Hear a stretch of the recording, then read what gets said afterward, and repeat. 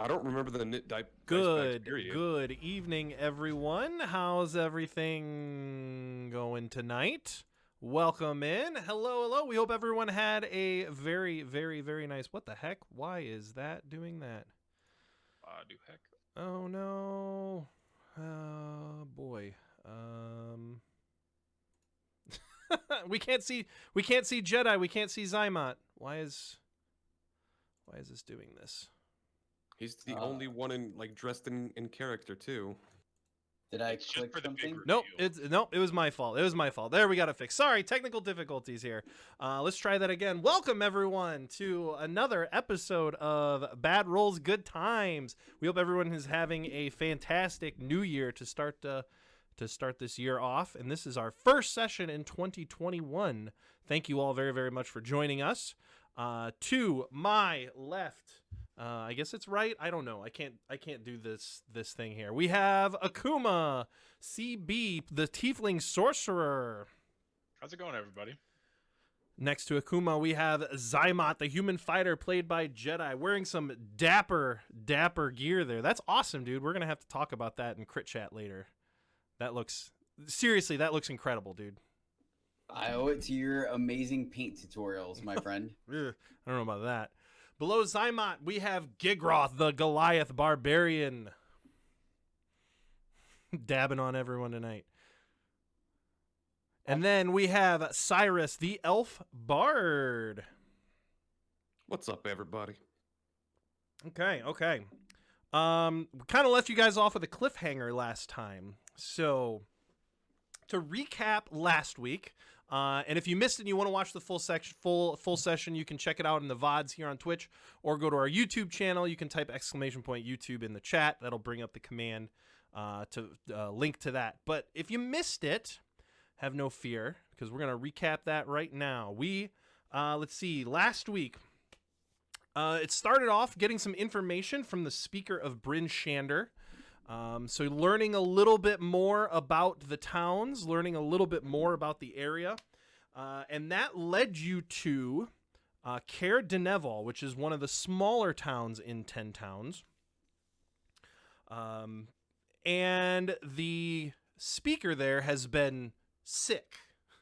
That's what basically led you here. He's missed some meetings. Turns out the speaker is being held up by a cult. A cult of Levistus. Sorry, I'm losing my mind here. I'm trying to get everything back again. Cult of Levistus. And having found supposedly the head of the cult, a tiefling by the name of Kadroth.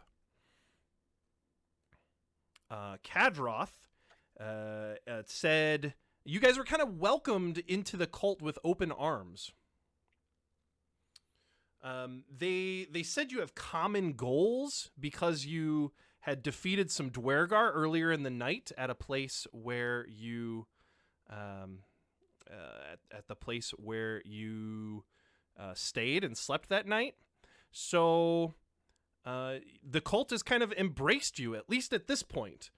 But at the very, very end of the meeting with Kadroth last week, Zymot, not getting so great of feelings about this guy, won a skill check and put Kadroth in a headlock, and Gigroth is trying to steal or is ripping an amulet that he's wearing, a mysterious amulet from him. And that is where we pick up.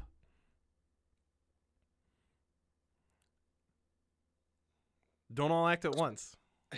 Well, it's such an intense situation, you know. It's trying to get ourselves back into the groove of everything. I mean, so upon seeing my two compatriots assault this cult leader, I'm gonna kind of interject with whoa, guys, let's all ease up here. You don't have to have him in a headlock, all right? Like, let's just everybody take a deep breath, calm down. We can talk this out. Kadroth, I'm sorry about my associates. They're a little hot-headed. They're very ambitious individuals. Do you still have him in a headlock, Zymot? Or are you gonna release it? I mean, we do not know if it is the amulet that is controlling him or if it's him himself. I figured this is the best way to find out, no? You know what? You're making some good points here. However, they have been very hospitable to us, and it sounds like we are maybe kind of working on a similar wavelength here. I think it would, it would benefit both parties to take a little more time for discussion and kind of try and work this out, like civilized gentlemen. Gigroth, are you were reached out and had your hand clutching his amulet, his necklace. What are you going to do with it? Are you ripping it off, or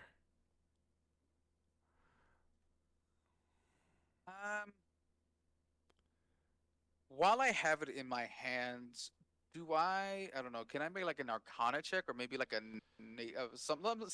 check of some sorts to see if I feel anything from the crystal or the stone? make me a, let's see here. Yeah, an Arcana check would be fine.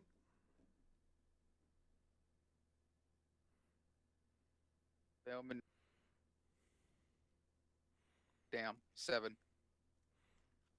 Okay. Yes. As far as you can tell, there's definitely, like, it feels like there would be some significance to it, but what the significance of this amulet is beyond your comprehension with that check. Kadroth, so I imagine headlock goes up, Gigroth grabs for the amulet. Cyrus, whoa, we don't need to do this. Kadroth says, you are making a grave mistake. And as his arms are back up, he grabs onto your arms, Zymot, as you have him in a headlock. He gets one of his hands on... What's that? So I don't know if it makes a difference, but I envisioned getting him in like a full Nelson. You know what I mean? Like Okay. underneath the armpits, over the back of the head. Okay. Does that make sense? Yep. So he... I'm trying to think if there is a way. All right, so he's going to try and basically grab onto an arm, grab onto your wrist, whatever. He's going to try and grab onto you, but he's going to have disadvantage on this check to try and touch you, to try and grab you. Let's see. That's a 9 plus a 3. Does a 12 hit your AC? It does not. Okay. You can see him make this motion, and I need initiatives from everyone. While this is happening, I would like to yell at Akuma. Akuma, what do you think of this? I trust your judgment. While I'm struggling, I'm like, I trust your judgment. It's a little late for my judgment. Oh, it's not. We haven't killed him yet. Still plenty of time. I rolled a 13. Okay. 11. Don't let go now, though. 17. Okay. I've got a 15. A 15?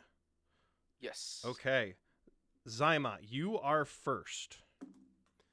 Kadroth is struggling. He just tried to put a hand on you, or just tried to essentially touch you in some way.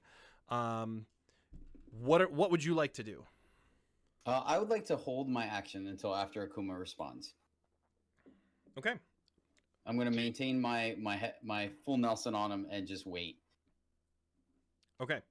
Kadroth is up next. Kadroth is going to try and break free of this grapple. So this is going to be a contested strength check with you, Zymot, to see if he breaks free from it. Mm-hmm. I rolled a 12. Strength? Mm-hmm. Thank goodness. 12 as well. Okay. All right. You still have a hold of him. And he says, assaulting the leader of the Knights of the of the Black Swords, Levistus will not like this. And Gigroth, your turn. Okay. You will pay Okay. dearly for accosting me. And how do you know Levistus doesn't want this? He's a demon, an archdemon at that. Maybe this is exactly what he wants. Talking is a free action. Kadroth will respond. I have a direct line. I speak with him many, many times a day. He's put me in charge as he's still struggling, trying to break out of this. All right. And what does he tell you now, peasant?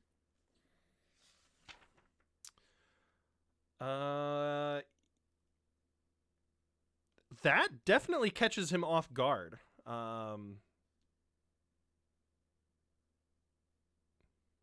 He says, let me free, and I will tell you." Looks like violence doesn't always solve problems.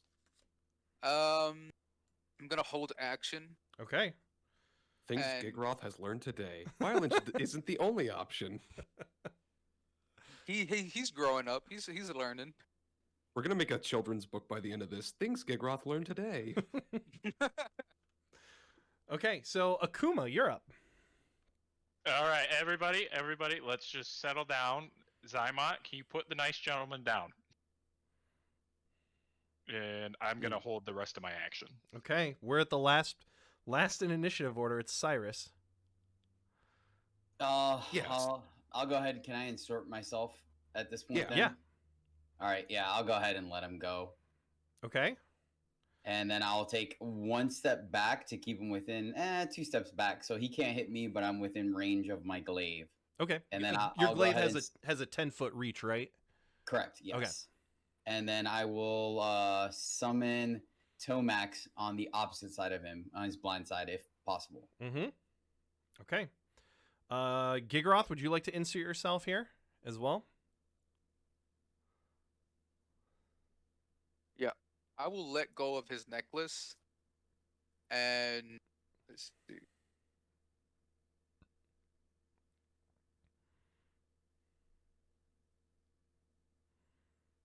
Trying to.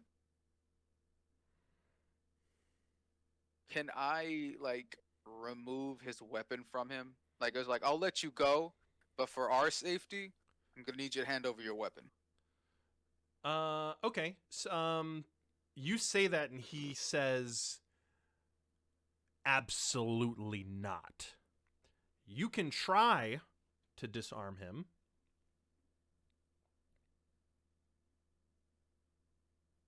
Gigaroth, this is currently a 4-to-1 situation, and at the moment, two of us have already assaulted him, so I think it's fair grounds for him to want to hold on to his weapon.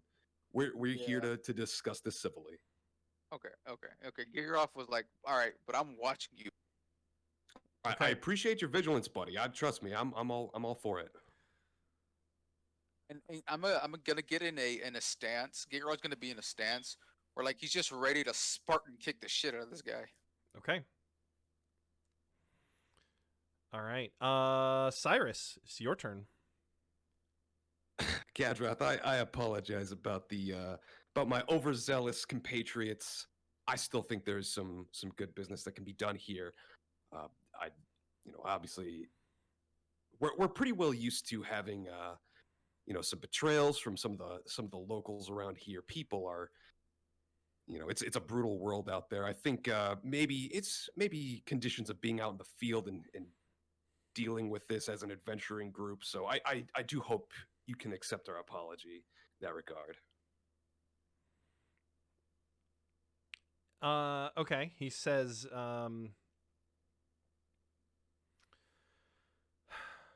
make me a persuasion check Okay. to see if you can like get him to calm down. That is a 21. Okay. All right. You can see his hand, which was by his dagger, just ready to pull it out and attack. He has since relaxed his hand and his arm down to his side. And he then raises him and kind of like dusts off his chest, grabs his overcoat and tights it and says, "Well, I certainly hope that if this meeting continues, you treat me with the proper respect that I deserve." Of course we can.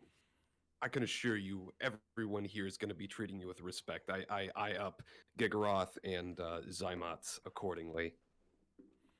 Is that right, gentlemen? Gigro's gonna As you get out wish. of his. As like Gigro's gonna get out of his pose, and he's gonna just like kind of like sulk like that. He's like, okay.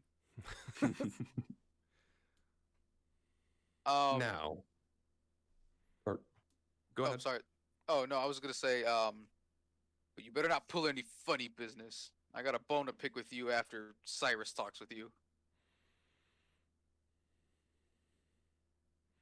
So let's cut to the chase, get right down to business. What is it that the the hand of the, I can't remember what it was called. Black swords. Knights of the Black Sword. Knights of the Black Sword want from us? What specifically do you want from us? As I said, we have common goals. We have a common enemy, the Dwergar. Okay. Is there a specific something specific you want to be taken care of with these Dwergar? We would like them all taken care of. I see. Is there, out of curiosity, this is my own personal, curiosity. What is it about the Dwergar that you want to eliminate them? Like, why does Levistus? Where's the feud there with Levistus? The Dwergar directly oppose us. They are after these. And he holds up his amulet in his hand and brings it forward as far as it can be. It's still around his neck, but he just holds it up to show you. And as he looks up and eyes you, Gigroth, as he's making a point to say this is what they're after, he clutches his grip a little bit tighter around his amulet. Smart lad.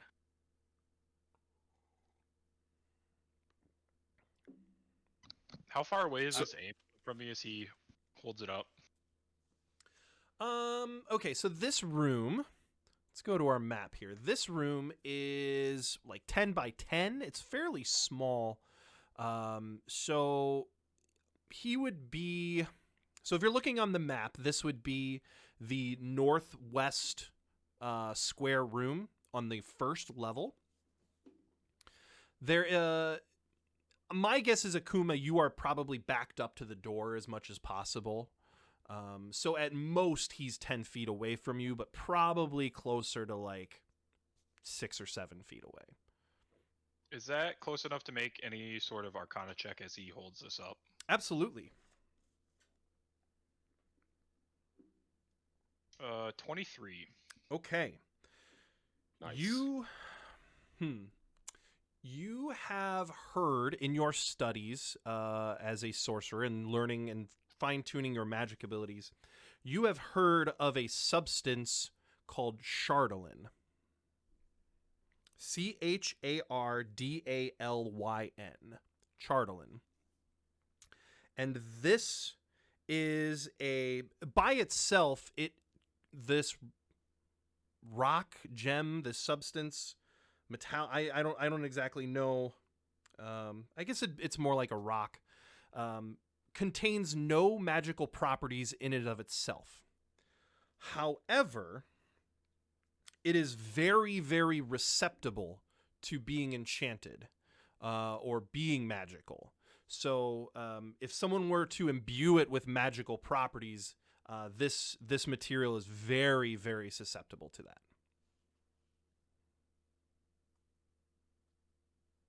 And then nothing about like as far as an aura or anything like that around it. This okay, so let's see, you didn't cast a detect magic spell, so you don't learn any of like the properties of this amulet. If you were to cast like a detect magic or detect good and evil, identify, something like that would give you more information. But just as an arcana check, you essentially know what the material that this amulet is made out of is. Gotcha.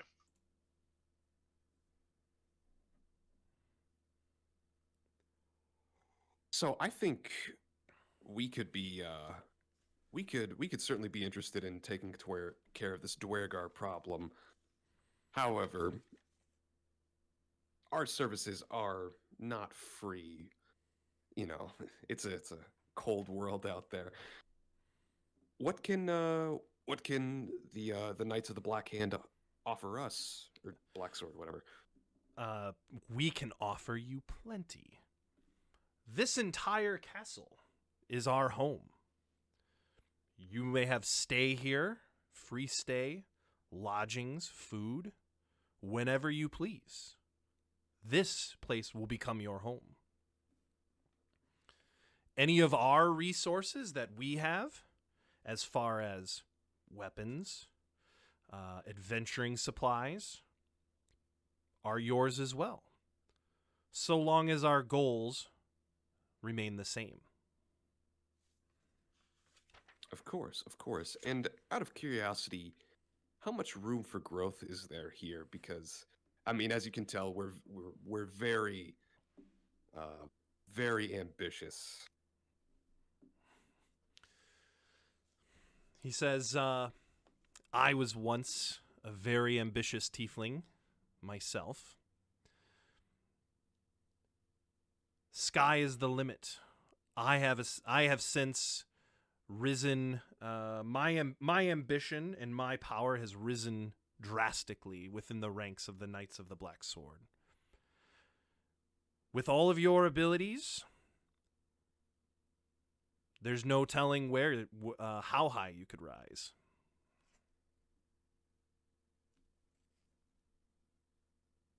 As far as the organization goes, right now we claim Caer Dineval.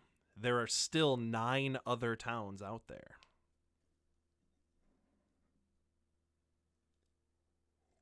Interesting, interesting.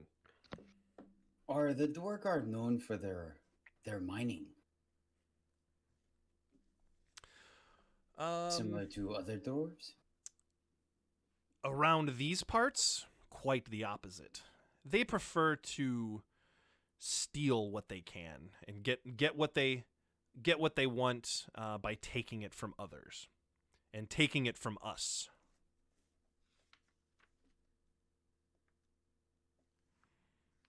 Well, they seem to be no friends of mine. Then we are in agreement.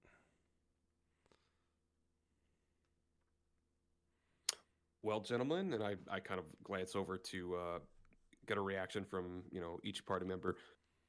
Are we interested in pursuing this? Groff will be like, I still have something I need to speak with this fellow.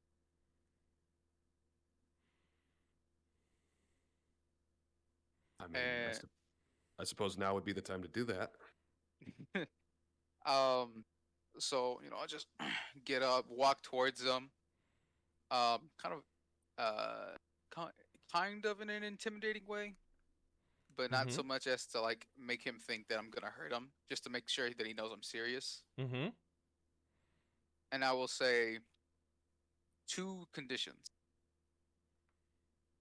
I require 2 conditions. What are they? We'll see.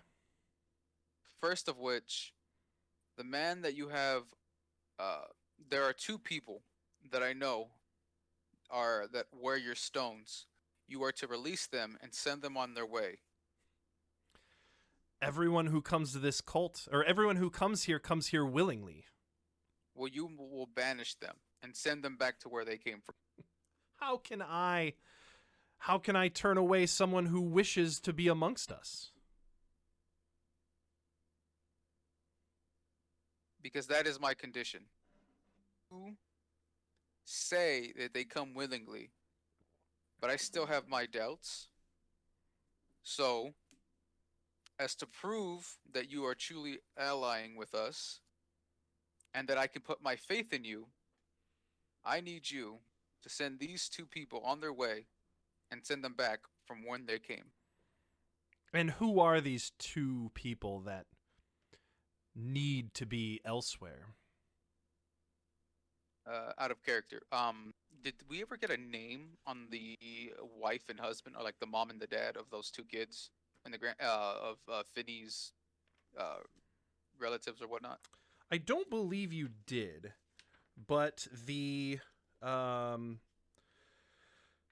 man's name is, oh gosh, I'm gonna butcher this. Yajath, Yajath.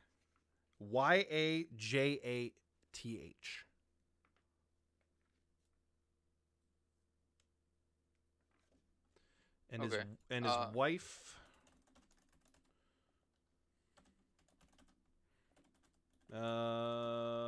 Random name generator.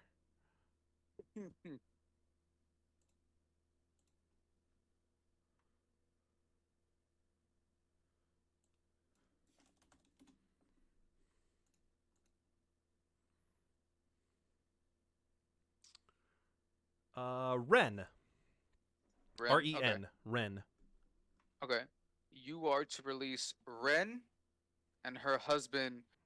I'm gonna butcher this name again as well. Yajath? Yajath? I'm sure there's a Yajath, pronunciation right. guide in the book here somewhere. You were to release them, send them back to their family as a test of goodwill and faith. As for their stones, you may keep one, and one will come with us. I would feel good about having something that connects me to Levistus.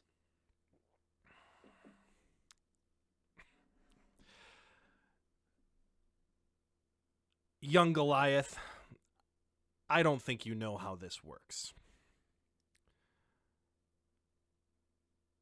I am the leader of this organization. I make the rules. Should Levistus deem you worthy of an amulet, he will make it known for you, or he will give it to you. As far as the two individuals you have named, they want to be here. If you can persuade them to leave, they are free to go. I will not forbid them from taking part in our conquest of Icewind Dale.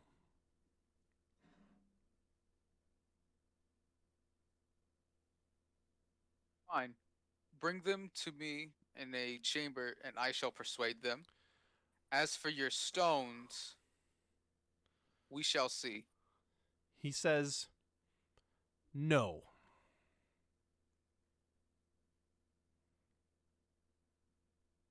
Know what? Be specific, Kadroth. All of your requests? No.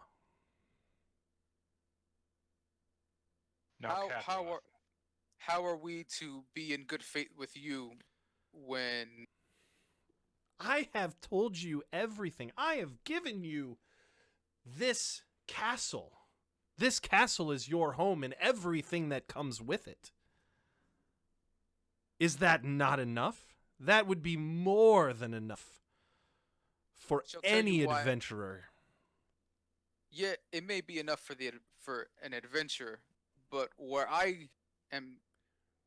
my requests come from facts, and the matter of the fact is, these two people who I've named are parents, and they need to be with their children, which I feel that they were taken from, not by their own. Their children are choosing of to be no here. concern of mine. They may not be of yours, but they are to the parents. and they are in good standing with me. If the parents, if these two individuals, if the children were of concern of these two individuals, they would not be here amongst our ranks. So at this point, I'm gonna kind of like walk over and sort of like put my hand up on Gigroth's shoulder and say,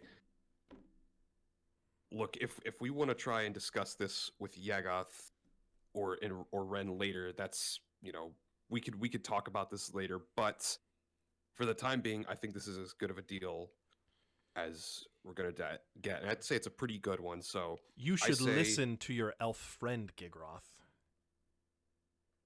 let's And just now, Okay. And so I was like, fine. We shall settle this matter later. But I will have you know, at the point in time that Levistus chooses to directly contact with me, what is it? I had it in my mind and just slipped away just a second ago. Once I've made contact with Levistus, I shall notify him of your what is it? Your transgressions against Your- me. Sure, indignance, and Kadra says, "Need you forget you were the one that assaulted me first. I was shall well I within shall my make I shall do the same with you." and so sorry, Lit- Kadroth, but given that you can't fulfill Gigroth's request, could you tell us what kind of power the Black Knights have, or the Black Swords have in Goodmead? In Goodmead, he says, let's see here. Goodmead. Let me get there. He says, none currently, although as I understand, they are in need of a speaker. This They seem- are This seems like a great opportunity for infiltration. infiltration, yes.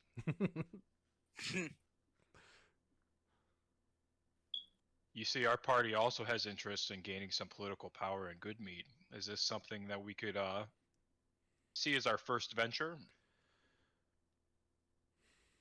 He says, right now, the Dwergar have been our number one priority. I still maintain that they are our number one priority. and are you aware of where the Dwergar are at currently? He says, we've heard rumors of thefts in Caer Konig to the north. Our neighbors to the north. And let's see here.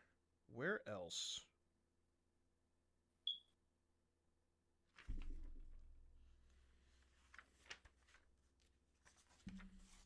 There's one other town, and I can't remember which one it is right now. I guess Caer Konig it is. Yes. So he says, I've heard rumors of theft in Caer Konig to the north. That would be what I would prefer where you head if you were to prove your worth to the organization. But I am willing to concede that Goodmead is ripe for the taking. And There you is could- also.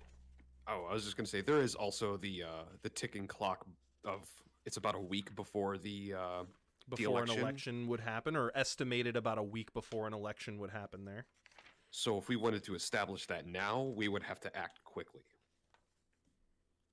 And we could certainly do that. We could certainly establish a representative there for both us and the knights. He says, I will speak with Levistus as the only member here who has a direct line with our leader. Let me ponder this and ask him, and discuss matters with Levistus. Sure. Do we need to give you a minute alone to do this, or I will let you know in the morning. okay? It's like midday now that you're here. So, he says meditation takes a long time. I have other matters to attend to, personal matters. In the meantime, feel free to make this castle your home. Of course, I'm sure we could go take a gander at some of the supplies or weapons available. We appreciate your hospitality. And with that, I start to head towards the door. Okay. I step to the side and I eyeball Gigroth. All right. And right before I go for it, I'll look one more time at Kadroth. Just give him that stink eye. He gives you a very sly grin back, very similar. And he says, "Leave me now." And he turns. And at this time, he would be turning around to face you, Zymot, right? Because you're standing behind him. If there's anything you want to say directly or No, anything from okay. I've got everything I needed. But once I leave the room, I'd like to tell the other ones, shall we explore the rest of our base of operations before we go?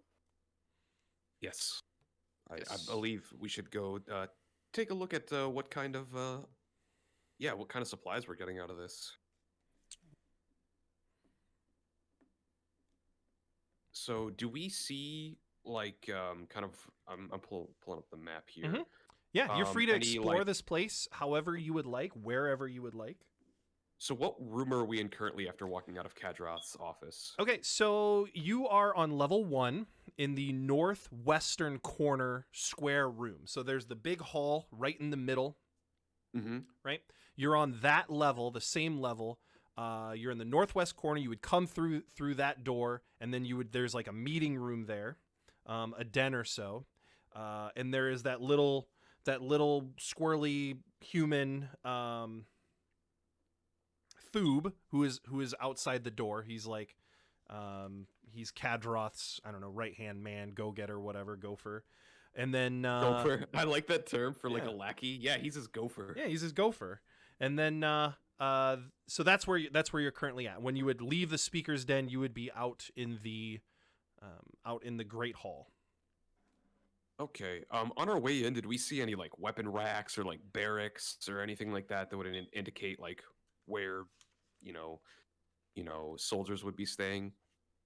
You have not. No areas that you entered, you didn't see any of that. When you were in the courtyard, there was, let's see here. There were, to the east, there was a single-story building with a slanted snow-covered roof out in the courtyard. That's another area. And then west of the doors were merchant stalls with torn canopies and an outhouse. That was all out in the courtyard. And then you passed by some rooms going up the stairs.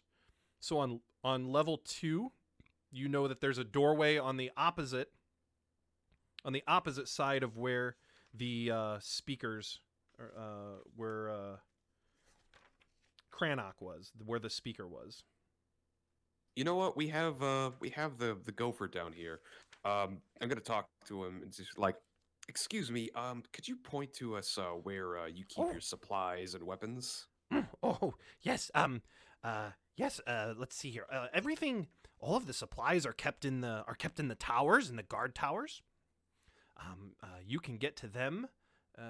He says, let's see, where can you get to them? You can get to them through the courtyard. There's stairs out in the courtyard. You can get to them there. All right. I think we'll be. Thank you so much. It sounds like we'll be doing business with the knights. And Excellent. Levistus will be so happy. I put on a smile, and as we start walking out to the courtyard to go look at the supplies, Is there anybody outside when we do get out there?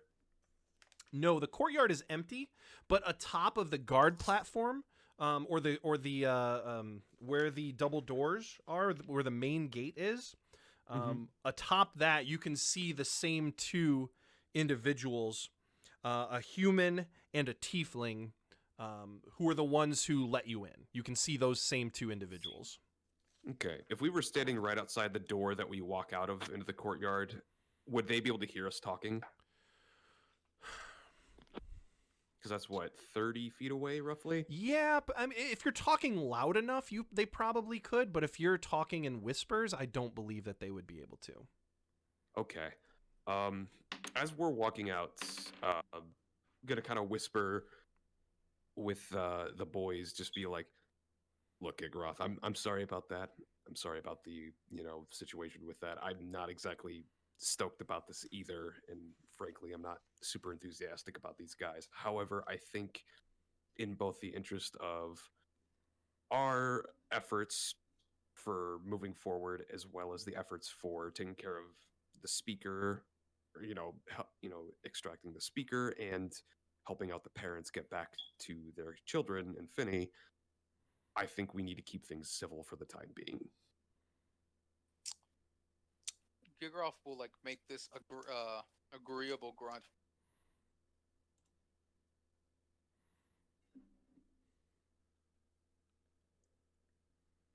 And he's like, Gigroff will be tame for now. I look over at Akuma and ask him, so what do you make of all of this? It's less than perfect, but if it can get us into good meat and start figuring out what's going on with the Zentarum, I think it's the best route. I agree. And yeah, from there I'm good to move forward to the guard tower. Okay. All right. Which guard tower would you like to go to first? You can see on your map that there are stairs on the both the eastern side and the western side that go up. So you can go into any one of them. So there are 4 guard towers? Yep, the 4 circles. If you look on the map, the 4 circles on the around the edge, those are the different guard towers. And you can go to any one that you want. Is there any one of them that looks discernibly different? No. Or unique? Okay. Nope. Back left. So the northwestern corner. Yes. Okay. Everyone agree? Everyone okay with that? Yep. Zaimon agrees. Okay. Okay. So you go up the steps. There's actually two layers of steps. You can go to the top floor and basically be on top of the guard towers, or you can go up one level, go into a hallway, and then basically be at the first level of these guard towers. I think we'll check out the first level first. First level? Okay. All right. So you go up the steps, you hang a left, and then you're in the middle of a hallway. You make a right then and head to the northwest corner guard tower. As you make it into that room, there are 3 other individuals kind of sitting around, just hanging out, chit-chatting. The furnishings include 6 wooden cots with furs and matching footlockers. So these in the guard towers, in the lower level of the guard towers, is actually where people make their beds, or people are staying. In the middle of the room, there's a copper brazier full of hot coals, or brazier. Am I pronouncing that correctly? I don't know. Full of hot coals in the middle of the room to keep everything heated, keep everything warm. And then at the base of that is a bellows that you can be pumped to reheat the drying coals. There's a wooden staircase that hugs the outer wall that would go up to a second level. So you can reach the second level from the outside or the inside of these guard towers. Neato. And also, in this room, I would like everyone to make me a perception check.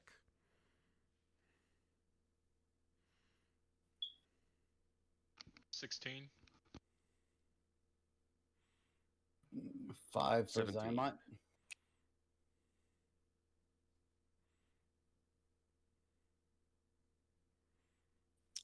Two for Gigroth. Okay. There's 17. that bad roll. There's that bad roll. 17 for Cyrus, you said? Mm-hmm. Okay. Akuma and Cyrus, you both notice that there is a metal rung on the floor in the north, in the upper right corner of that room. A metal rung. Yep, like a handle, like a metal handle sticking up from the floor. Yeah, I'll walk up to it and I'll pull it. The three individuals who are sitting there and says, "Whoa, whoa, whoa! Excuse me, Tiefling. We've not met before, but what do you think you're doing?" Kadroth said we had freedom to explore the castle. Oh, I'm sorry. You must be new here. Yes, while that is true, please be aware that Avarice is likely at work down there, and she most definitely should not be bothered. And what does Avarice do? Well, Avarice is our guest. She makes her studies down there. We don't bother her. She doesn't bother us. But Levistus has made it very clear that we are supposed to be most hospitable towards her. So I just want to make you aware that she is down there. Do your best not to disturb her. And where was I at in the process of like pulling this door or this handle? I would assume it like as soon as you bent down and maybe got it opened like a crack to open up this trap door, that's when they would have interjected. All right, and with that little like opening, would I be able to find familiar and send my fly down there? Let's see here. Find familiar. That's a ritual, right? Or I would be casting it as a first level spell slot. yes, you can do that. Okay, and I'll send my little bugger down that door. Okay. So your little fly familiar swoops down underneath, and then I assume you're like, "Oh, sorry, my bad," and just kind of like let it shut. Mm-hmm. Okay. All right. Let's see what your familiar sees. Where am I at? C16. Okay, so this descends. How far does this descend? Okay, so your familiar sees a wooden ladder that clings to the west wall that's held in place with iron brackets. The ladder descends 12 feet to a hall made of mortared stone that is already lit and heated by 4 sputtering torches. So there's an actual light source down here. Extending from the east end of the hall is a water-filled cistern, and there is a small rowboat that is tied off near the water's edge. So if you're looking at your map, on the left side, on the western side, is where your fly would go down, and then the cistern extends to the east.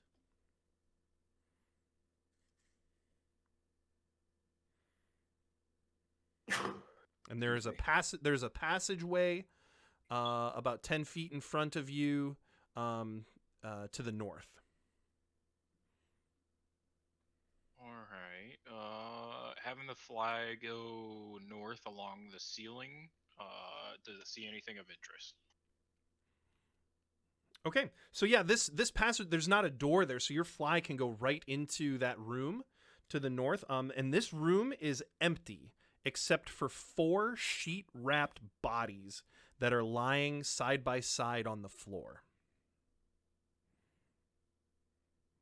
All right. And then having it come back down along the boat So it's like directly beneath us. So having it go east, along Mhm. this like little canal Mhm. thing. Yep. Uh, does it see anything as it's flying east? How far can you control your familiar and still see? 100 feet. 100 feet. Oh wow. Okay. Okay, so this passageway is 5 feet wide. The cistern is, and about 8 feet tall. Or that's the doorways. The cistern's actually like 10 feet wide. Okay, so there are stone steps that descend into the water of the cistern that partially flood this 20-foot wide arch tunnel. Okay, so it's 20 feet wide, so pretty big cistern. Um, the roof arches 12 feet above the water, and you can tell through your familiar that the water is about 8 feet deep. The rowboat, everything looks to be intact, and as your flies down the cistern and you look to that next room to the north, you can see, let's see here, that this is just a storage area. There are a couple of sacks of grain that are lying on the floor in there. There's a rat chewing on one of them, but other than that, there's nothing of note in that room. What are the rest of you doing while Akuma is kind of in control of his fly? The people that stopped us in the room, do they have amulets? Yes, they do. All three of them do. Okay. Forgive us. How long have you been with the Black Swords? There's two males and one female, all human. Mhm. The two males say, "Oh, well, we've been with the organization for about 2 months now." And then the female speaks up and says, "Oh, I've just recently got here, but it's been about a week, couple of weeks, maybe." It's really Does we the really lose track of time with the way daylight works now. and what Um, all has Levistus have you done since you've been here with the Black Swords? Occasionally, we venture out and search for Dwergar, but other than that, we've really just been just kind of hanging out here. Have you come across any strongholds or outposts or any kind of camps of the Dwargar nearby? The one guy pipes up and says, "Oh, I came from East Haven. I know. I have seen dwarven tracks in the snow in East Haven, but that was before I became a member. Does the Sorry, go ahead. oh, sorry. Does the female remind me of the photo that we saw of the mother? Yes, she does. thank you. I will elbow Gigroth and kind of nudge over to the mom. All right, I'm already on. You look familiar. And I'm specifically talking to the woman. Could you tell me what your name? My name? Ren. Why do you ask? Something about you just seems familiar. I'm sorry if I'm mistaken. Just something about you. We've met before. I don't know. I might just have one of those faces.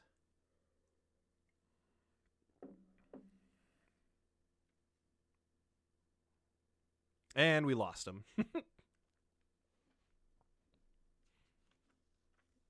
Akuma. I feel Oh, like I sorry, might have Zyma. seen you before with maybe a little one. Did you travel here with them? Are they part of the Black Swords? Or am I mistaken as well as Gigarath? Children? I had I had two kids. However, Much apologies. they just kind of leave. They just a weight I didn't need anymore. So you left them for adoption? You left them to the streets? Forgive me if I pry too deeply, but this seems peculiar for someone of the Ten Towns. You seem like a friendly bunch. My father, as far as I know, my father's been taking care of them. He was always very fond of them. I don't know. They're not really my concern anymore. Ah, I understand. I understand. And how exactly does Kadrath treat those of you that are living here in the keep? Well, we're able to make a living here. Sometimes when he sends us out, it's fine. He's a bit of a blowhard, but a strong leader nonetheless.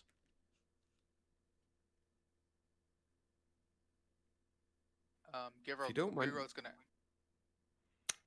I was just gonna Go, go. ask, when did you get that amulet? Ah, yes. Levistus calling out in my time of need. My husband and I were out traveling between towns. We got caught in a blizzard and separated from the group, and we're gonna nearly starve to death. Levistus called out to us and showed us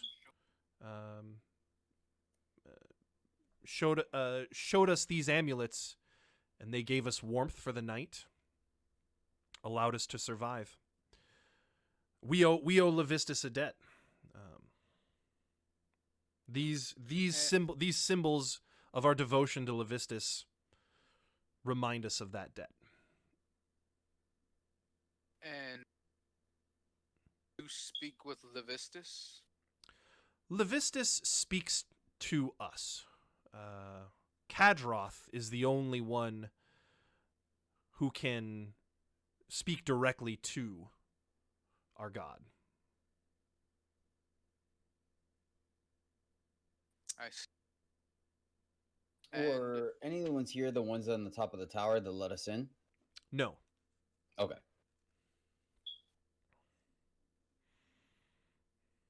and would you kindly let me I'll kind of eyeball Akuma, and well, I guess I wouldn't have noticed the fly. Are you gentlemen ready to continue our examination of the keep?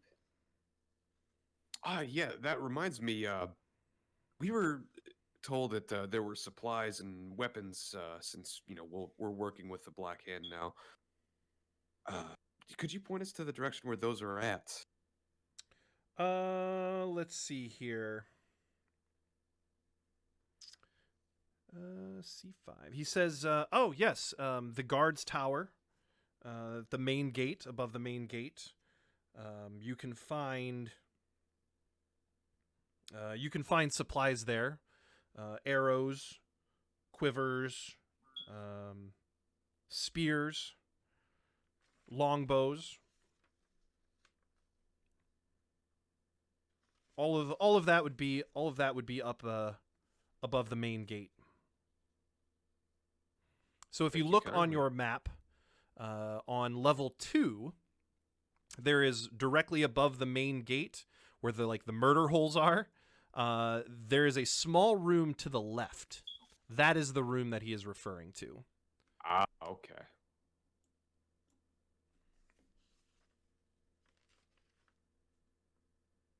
let us make our way to And we also never went into the two rooms, the second floor west side, correct? Second floor west side you haven't been into, and then the northeast room on the first level you haven't been into either. Kind of stalling while I'm still checking out this cistern thing underneath us. Mm-hmm. I would like to.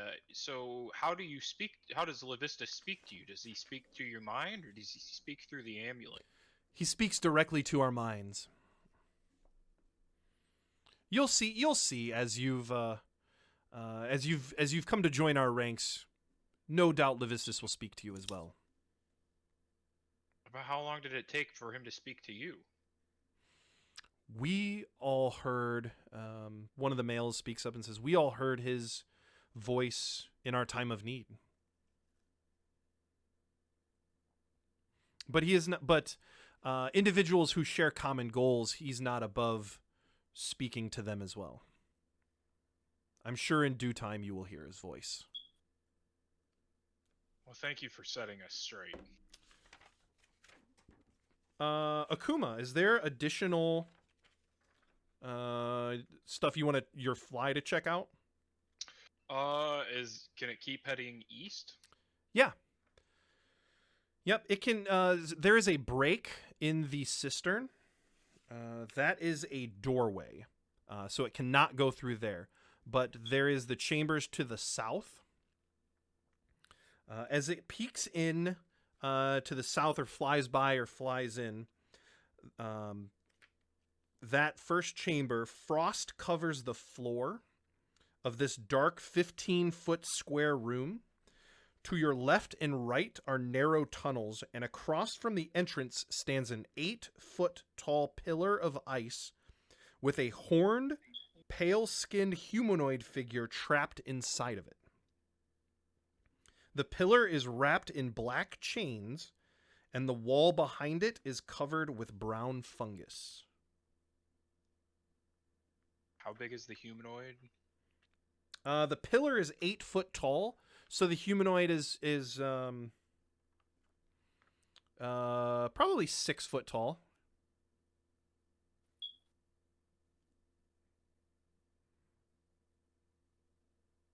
And then what does the fly see to the east through the corridor? To the east. So the next room to the east, the room is empty except for an iron lever that protrudes from an iron plate embedded into the north wall. An iron lever from iron plate on the north wall? Mm-hmm. So it's then can I have completely empty except for this lever. Which room was that? The triplet room to the east. Okay, the east one. Can I have my my fly dart back to the west? Yep. In this room, you see an albino tiefling who's sitting at a small desk in the dark. This room is only lit by candlelight, and they're writing in a book with white leather covers. On this tiefling, there is a ink black jet crow perched on one of her horns. All right. Now I'm going to have my fly dart back to the east room, Okay. and I'm going to cast Mage Hand through the fly pulling on this lever. Oh, okay. I did not know you could let's do that. See here. Yes. So this door, you pull on this. Can you hear through your familiar? All senses. All senses. All right. You can hear in the walls to the north, sort of grinding and turning of gears. To the north. All right, and then can I have the fly come back out into the cistern or the waterway? Yep. And let's see. This is 1, 2, 3, 4, 5, 6, 7, 8, 9, 10, 11. Okay, so I would say you're reaching. You're not quite at the end of your reach, but you're getting to the reach, the limit of your abilities to see and hear through your familiar. Mm-hmm. Okay. So your fly goes through the doorway. Oh, it gets to go through. So the lever opened this doorway at the east end? Yes, your fly comes back out to the main cistern, and the doorway to the east has been opened. Okay. And what does it see as it looks in through the doorway? Okay. You can see that the cistern continues for about another 40 feet beyond where this blue marble slab doorway was. This part of the cistern does not have any corpses like sunk to the bottom of it. Whereas the other part of the cistern did. And you can see that there is a doorway to the north, or an archway. Let's see here. And there's a doorway that leads to the north, but that's as far as you can see, and that's as far as you'll be able to see with your familiar. All right. So as I like push the fly to its limits and kind of lose vision and hearing, I'll dismiss it. Okay. You do smell the stench of filth. When you opened up that back part of the cistern, you can it just reeks of filth.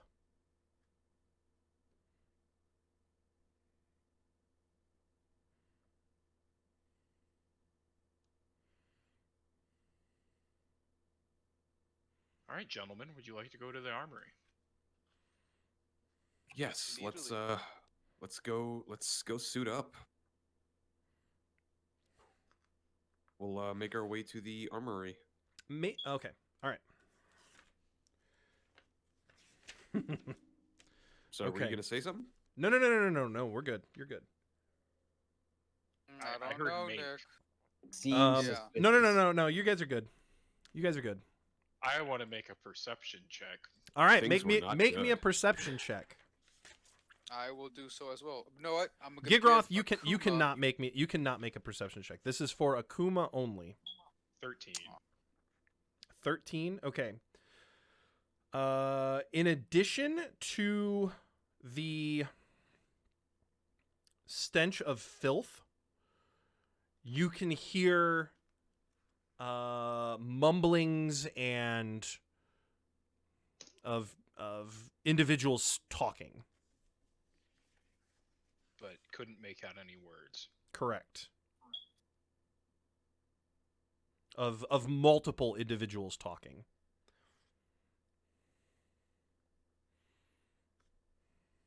All right, thank you.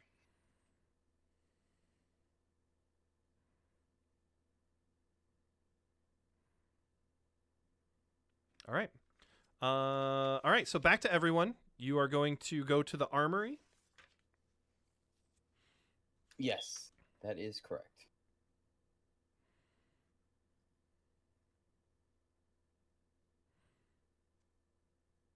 All right. Okay, so you go there, and in the middle of this small room is a rack of 20 spears, and resting against the back wall is a chest, a wooden chest. Hanging from the hooks on the walls are 8 longbows and 8 quivers. Each quiver holds 50 arrows.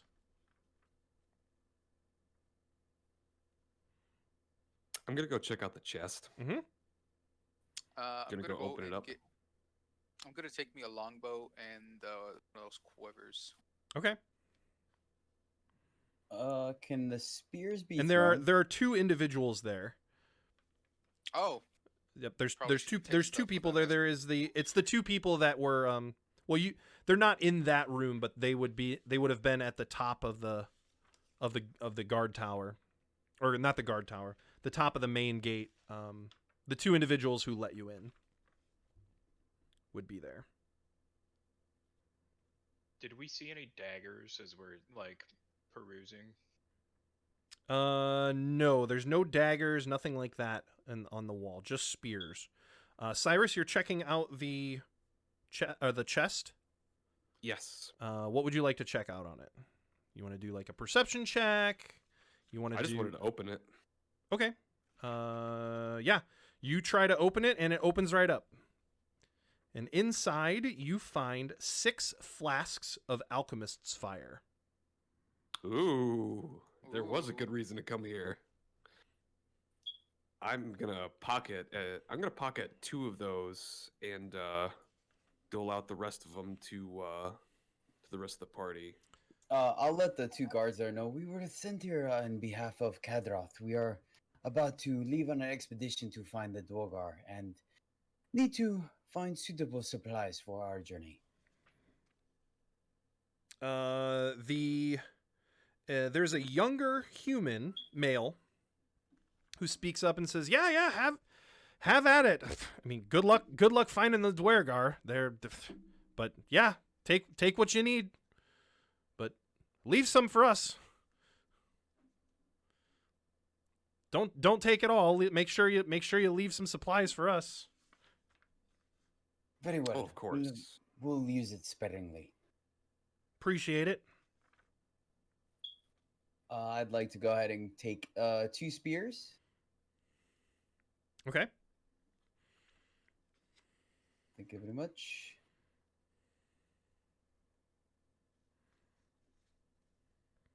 And then I guess if I'll take a bottle of alchemist fire, if that's all right. Mm-hmm. Yeah, go for it.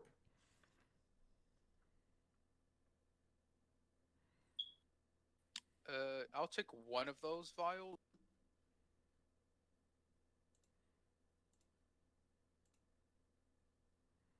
All right.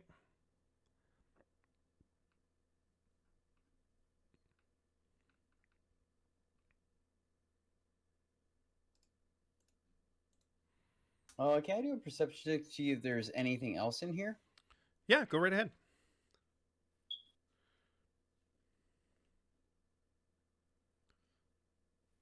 13. No, you don't see anything else. Everything looks to be right out in the open. There's no like hidden doorways or anything like that. You obviously take notice of the murder holes in the floor. That would be used to shoot arrows down or pour alchemist fire down to incoming people coming in the main gate. But other than that, you don't notice anything else out of the ordinary. Shall we proceed to the top of the keep, my friends? Sure. I'm just gonna grab a longbow before I go. Mm-hmm. That's all.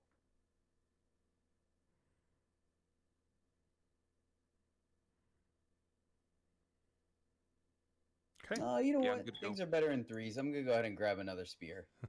3 spears seems decent. In case one breaks, I still have a spare. Yeah, you can dual wield the spears. They're gonna be more Wait, for chucking things I can't reach. Do the quivers already have arrows in? Yes, each quiver already has 50 arrows in it. Okay. How would I keep track of those? Just You can 'cause put a I've never- number in your inventory, and your inventory says how many, and you can just put the number in there. Oh, okay, in the custom. Thank you so much. Appreciate it. All right. Do you guys want to check out? Oh, that's right. We haven't gone the. Wait, you said on the first floor we didn't go to the northeast room, correct, Nick? Correct. On the first floor, you haven't been to the northeast room, and then on the second floor, you haven't been to either of the west rooms. Okay. Yeah, we'll go ahead and do the northeast room first on the first floor. All right. Everyone else cool with this? Yeah. Northeast. Okay. So as you get closer and to the door, if you remember, this was the door that the little 14-year-old tiefling went to after clearing off the tables in the Great Hall. Mhm. The closer you get, the more it just reeks of fish. You open the door, and it is a fully furnished kitchen. It's furnished with stone ovens. There's a fireplace for roasting skewers of meat and boiling soups.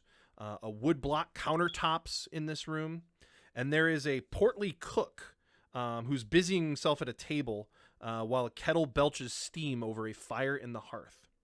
There is a kennel by the door. You've opened the door, and directly to your right when you first enter, there is a kennel that holds a pair of goats.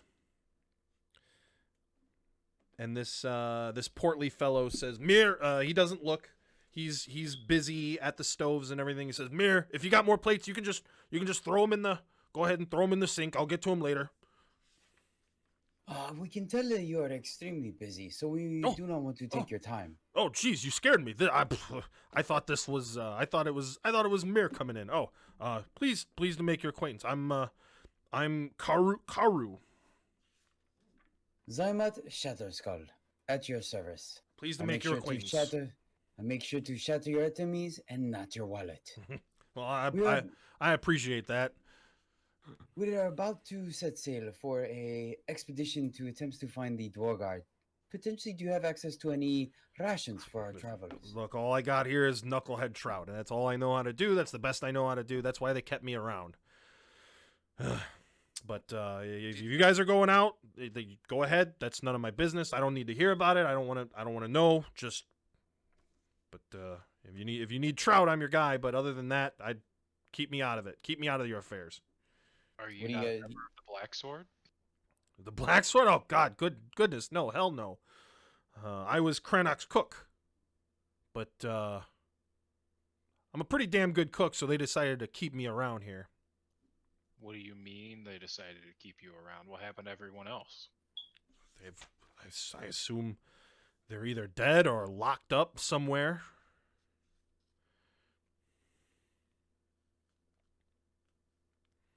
How long ago did they They come su- in? The knights of the Black Sword. Mm-hmm. Oh God, man, I don't know. Shit here. When did they come in?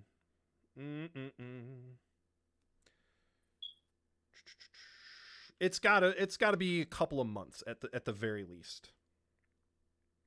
Oh, I couple of months ago. They came in. They took over the place, and anyone that dared oppose them, they took. I don't know where they took them. Locked them up. I bet. Maybe down. Maybe down in the cistern. I don't know. But look, I'm perfectly happy being alive. I know. I don't have a lot of knowledge about what goes on here, but I'm perfectly happy being alive. I would rather be that than the opposite. Look, I don't get involved in their affairs. I just cook my trout, keep my head down, and that's it. How does everyone feel about the headmaster Kadroth? He's a dick. Gigroth laughs and agrees with him. You got that right, buddy.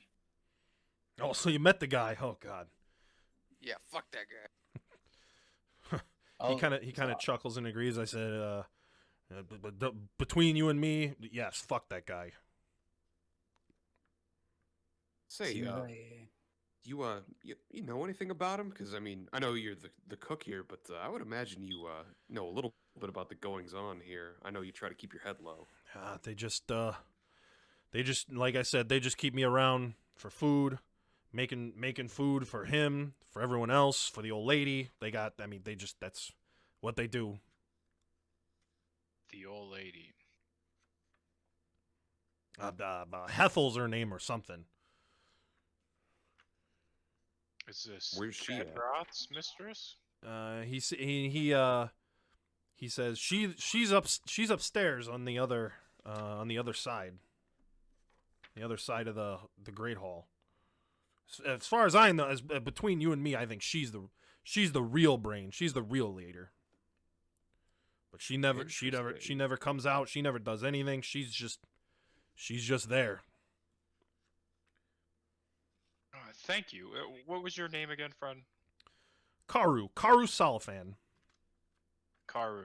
I know you like to keep your head down, but if you could maybe start serving some meals yourself and keeping your ears open and, let us know what's happening when we're out, we would appreciate it. Wait. Hold on here. You want me to tell you about the cultists? And at this point, he notices that none of you have amulets. And he says, "You're not with them." We As I are said- in an official capacity. Oh, I was gonna say, as I said earlier, fuck that guy. He says, We're assessing our options. "Shit, I've said too much. Ah shit. I better get back. I better get back to cooking. I'm sorry, guys. I gotta get back to cooking. I'm sorry. Shit. He just keeps muttering to himself like, shit, I shouldn't have said anything. Damn it. I reassure him, using my folk hero kind of charm. Like, buddy, don't worry about it. You have given us very, very valuable information. None of this is gonna come back to you. Nothing. Trust me. None of this is coming back to you. This will not leave our lips. I don't even know who you are. You are some stranger in the kitchen. And he doesn't he's back to working and stuff, but he doesn't say anything. He just like closes his eyes, breathes a very heavy sigh of relief, and nods his head, and then gets back to preparing more fish. I still have that recipe for the knucklehead trout sandwich, right? Oh yeah. Okay, I'm gonna like leave it with him, and I was like, I want a couple of these for the road. He looks down at it and he makes like oh okay, and I wouldn't use those spices, but I suppose that would work. Oh okay. And he nods and cracks a little smile and says, yeah, stop back in a bit. For sure, friend, for sure. Yeah, make one for me too, if you would be so kind. Sure. Making some knucklehead trout sandwiches. Maybe we should start a business selling knuckle sandwich. Yeah, fuck all this adventuring stuff. Let's just go make sandwiches. Just for make our a campaign. restaurant. Did someone Yep, mention buddy. business? Do you think AI is interested in food stands? Yeah, Depends just how much money is involved. anything that has to do Hey, with the man. Frostmaiden, any of like the quests that you've got. No. Fuck that. We're just gonna make a sandwich shop. Yeah, we just leave the cultist situation entirely. We don't save anybody. We don't join them. Doesn't matter. Just know we're gonna go make sandwiches. Yes, my plans are coming in. So as we're kind of Sandwiches for all. walking away from the cook, and we're kind of ideally as long as there's nobody else in sight, I kind of whisper to the group. So do we want to go check out that was it Hethel? That sounds pretty interesting. What's going on up there? We for being continue to potentially- find more and more interesting people here. I figured it might as well be beneficial to get our bearing of who we are working with. So I I agree. agree. Okay. Ethel it is. All right. So you're gonna go to level 2 on the west side. So the Great Hall is below you. There's one doorway as you make your way up there. As you enter that doorway, it's unlocked. There are 2 rooms. There's one to the north and one to the south. Which one would you like to go in? The one to the north first. To the north. Okay. Great. So as you open the door, there's a very chilly draft that wafts through this bedroom, despite a roaring fire in the hearth. Bundled under a thick quilt and seated in a squat rocking chair in front of the fire is a venerable dwarf with a wooden peg where her right foot should be. Not a hook? Not a hook. I thought about it, but no, not a hook. We'll get to that in crit chat. That is that's an inside thing. We'll talk about that in crit chat. Yes, not a hook, but a wooden peg where her right foot should be. Next to her on a small table is a plate of food that looks like it's barely been touched. And she says, "I've been dreading this moment. Please come in." Before we do, forgive me, why exactly are you dreading this moment? I've foreseen this moment in my dreams. This is So are where you like a this is where my tale ends. After our meeting is when I die. Okay, Do we Miss. wanna Okay, just- Miss Gloomy. what's how do you die? Look at me, Sonny. I'm It's old. pneumonia, isn't I'm it? Somebody frail- left the window open and you're dead now. I'm old. I'm frail. But I was not to die until I met the group of adventurers that were going to join with us. Ah, see, you are going to live, my dear, as we are simply sandwich shop makers. You are the ones that Levistus has told me about. And what exactly did he tell you about us? You know, He just says- curiosity's sake. That Does she have an you amulet? that you are going to help us with the Dwergar situation. And did he happen to say anything else? At this point, we'll go ahead, I guess, as a group, slowly make our way in. Okay. Oh.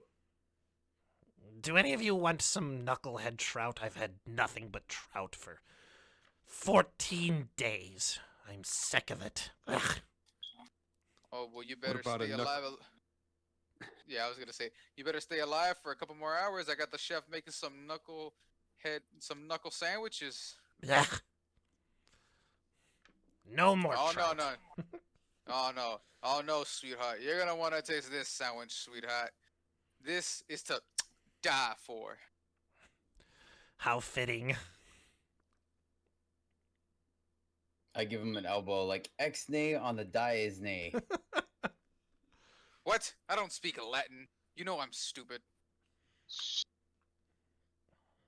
So, where are the Dwargor? Levistus must know something about the Dwargor. Zardarok Sunblight. He is a Dwergar warlord. They are coming from the spine of the world, and he is the one sending them to 10 towns. And every time she speaks, you can just feel from her that, like, it's taking every ounce of strength that it takes to speak these words to her. Like, it's like every time she tells you this information, it's just draining her life force. All right, so I'll say, Unless- hush now. Unless Zardarok Sunblight is defeated, he will conquer Icewind Dale. You are the ones to defeat him. Yeah, he sounds like a problem. We're gonna get right on that, but do we have a lead of where we should go? Oh, if you try to face Zardarok right now, face him too soon, you will surely die. You must test your mettle against the horrors that haunt Icewind Dale before you can hope to survive the pass of Zardarok's fortress. The horrors you speak of, are they the Zentarum or the monsters of the Ice Maiden? The Zentarum are no match for what Zardarok has in store. In his I- fortress in the spine of the world, among other things, he contains a forge powered by the still beating heart of a red dragon. I kind of lean over and whisper to whoever's standing closest next to me. I'm like, maybe we should join this Zardock guy. He sounds pretty tough. Like, I'm just saying he might have some good supplies. It's not a bad idea. I can get behind this. And do you know of his intentions? Only that he has a plan for the systematic destruction of 10 towns. What Well, that doesn't sound what good. specifically that is, I have not foreseen. And if Levistus opposes Zardarok, what does Levistus wish to do with 10 towns? No, we will make it our home, our base. Fortune, power. It will reach the rest of Faerun. Do you know of any items that we must seek to assist us in defeating Sunblight? Anything you can get your hands on.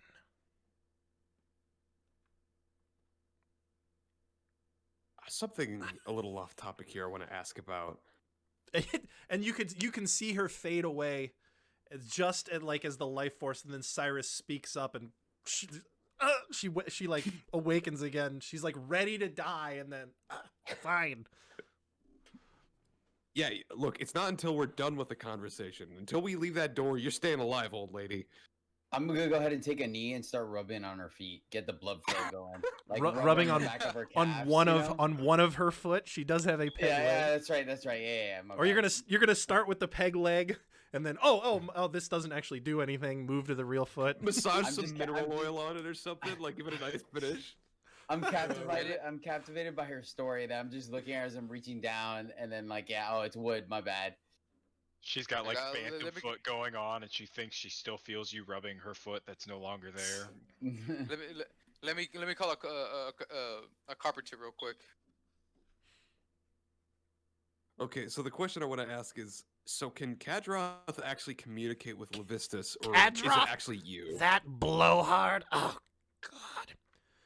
No doubt he has been a powerful leader. Ambitious, and has brought great things to the Knights of the Black Sword. But no, born, the final leader, he is not.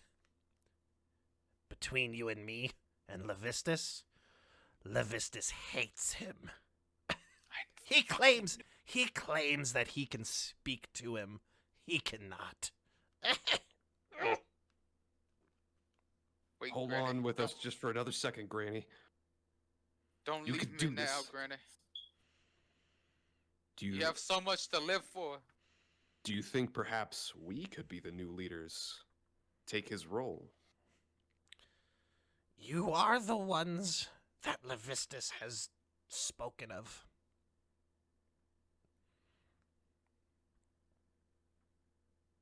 I think that's our in, boys. Yep. All right, Granny, you can go ahead and lay over and die. I got all. Sorry All for right, not we got so- everything we need out of you. See ya. Have fun in the Yeah. afterlife. Just like it's like I imagine like I'm kneeled down with like a hand, like my hand like holding hers. Like, do you think perhaps we could be the next leaders? And she says, "Oh, I guess." I'm like, "All right, later," and just stand up and just drop her hand and just like. Okay. Exactly. Go. As she's dying, I'm just gonna like grab her head like this. I'm just gonna kiss her forehead. May your path into the next life be gentle. Before Alright. you go, how do we speak with Levistus? Oh yeah. You can't die yet. You can't die yet. Levistus will call to you. And she dies. You can see her eyes close. They were only open ever so slightly, but you see her eyes close and her head fall and hang lifeless. Does she have an amulet on her? She sure does. Oh hell yes. Thank Hold you, on, guys. Jedi. Seriously, I think we all should take a moment. She's been honestly like the most helpful member of the the night so far. We should take a moment of silence. And in that moment of silence, we'll take a 10-minute break. This is a perfect break time. right, We've been sounds going for good. about an hour and 45 minutes. So we're going to take a quick break. I'm going to refill our mugs, use the commode, and don't go anywhere. We will be back shortly. Thanks, everyone, for watching. Appreciate it very, very much.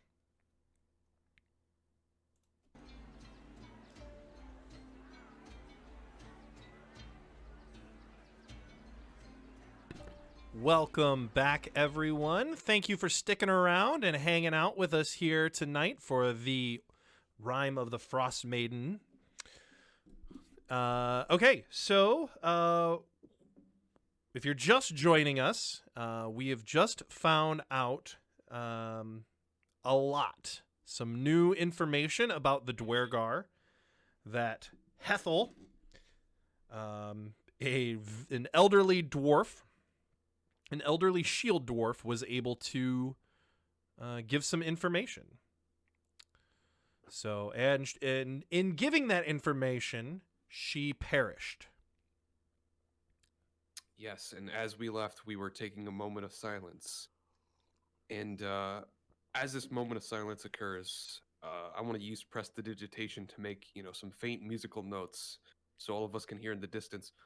All around me are familiar faces. That's what I was trying to set up. Oh, man. Okay, so what would you all like to do now? Down the old lady and find what's on her. Get her gold. For the record, I want to say that we were right about Kedroth. Just throwing it out there. What, that he's a douche? Yeah, we were totally right. Oh, you mean you guys were right? I never doubted you, Simon. Really? Because it seemed like you guys did when I had him in a full Nesson. It's not that I doubted you. It's just that he's a means to an end. He's a vessel. Very well. For the record, though, I do believe that now we should time when it is appropriate to end said asshole, if you will, and to our benefit of the cult of the Black Swords. Oh, we are on the same page here, Zymat. I think a little. What is it? Murder. Yeah, that's what we're talking about. That's the word you're looking for. I was trying to think of something better, but sometimes I don't always get there.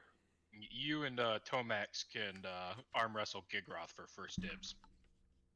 However, I do think timing is important, and I think it's important for us to establish that we will be the new leader of said cult group, whatever. I think I think it's important that we establish the trust and the rapport with the members before it occurs. Otherwise, it'll just look too convenient if we show up and immediately he's dead and we take over. It's too bad the old lady here is dead, Hethel, because she could have vouched for us and she, had spoken to Levistus. It's also possible we may be receiving contact from Levistus. I don't really know. I'm not much of a religious guy myself, so I guess we'll find out. Yeah, kind of new to this whole cult thing. Yeah, is there like a how-to guide? Is there like a book by her bedstand that says, Cultist 101? Leading cults for dummies. Yeah, like that's like hidden underneath like her blanket that she's wrapped up in. She's like, no, don't let anyone see this. The book's hollowed out and it's just like a bunch of LSD.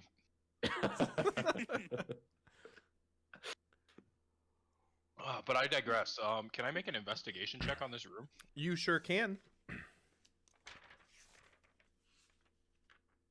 21. Yeah, you don't find anything else. This room is basically empty. It's her bed chambers essentially where she's been living. Yeah, there's no hidden treasures. There's nothing here for you to find. Did somebody already grab that crystal off her? Nobody has yet. Nope. I'm gonna be the first one to do it. Sure. So Gigroth, Wait, may I Gigroth. inspect that?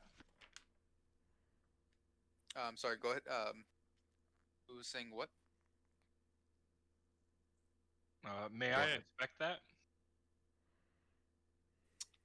Sure. And so what I'll do is Gigroth's gonna go up to the old lady, and he's going to lift her head gently up, take the necklace off her head, Mm-hmm. and then just like caress her hair like that. It's like, you old soul, Mm-hmm. and give him the necklace. Okay. When he hands it to me, I will cast Detect Magic on it. All right. Yes, it is indeed magical. Let's see here. What? Let me bring up exactly detect magic.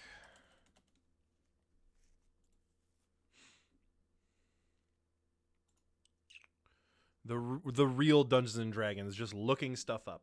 For the duration, you sense the presence of magic within 30 feet of you. This amulet, definitely.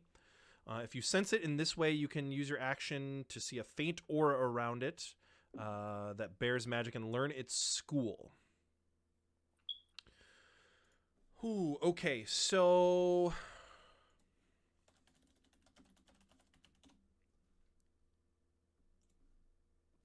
Okay, let me go through these here. Not conjuration. Not necromancy.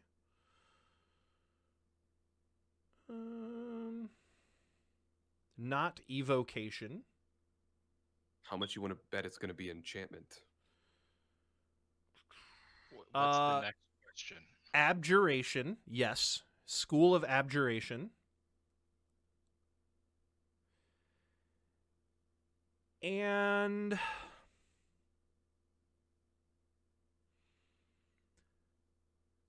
yes, School of Enchantment as well.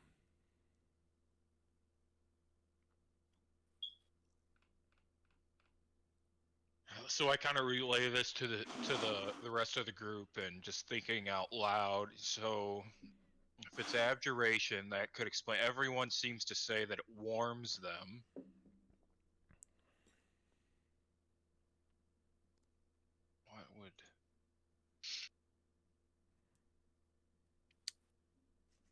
What would the enchantment necessarily be, though? Probably remember when they would say that people would get a little bit more aggressive. The enchantment is probably just almost like a blind faith to Levistus in a way. Maybe that's maybe the amulets really are controlling these people. It's not out of the question.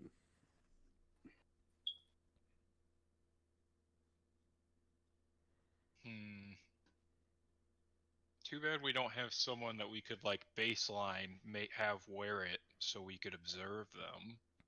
What are you talking about? There's 4 of you. Any one of you could wear it and get a baseline for what it does. Yeah, I was gonna say let's do Gigroth, but then at the same time I thought about it, it's like, yeah, that's probably not the best idea. So we should probably do the weakest one here. Who has the? I shall do it. Oh. I said least. No. I said no. least. I said least amount of hit points. You stay yourself in that corner. I've seen what you do with that glaive. I'll pass. So my strength is an Yeah. 8. Likewise. The modifier is a -1. Is that what your Yeah. modifier is as well? Okay. Mm-hmm.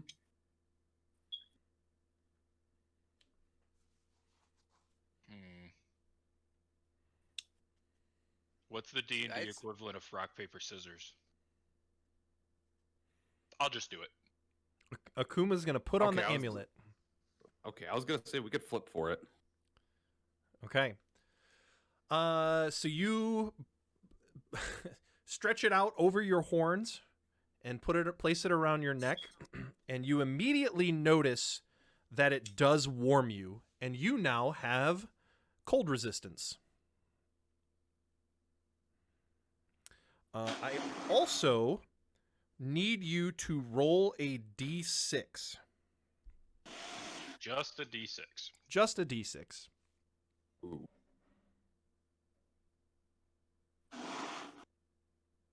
Five. Okay. That's it. That's it. That's it. Okay.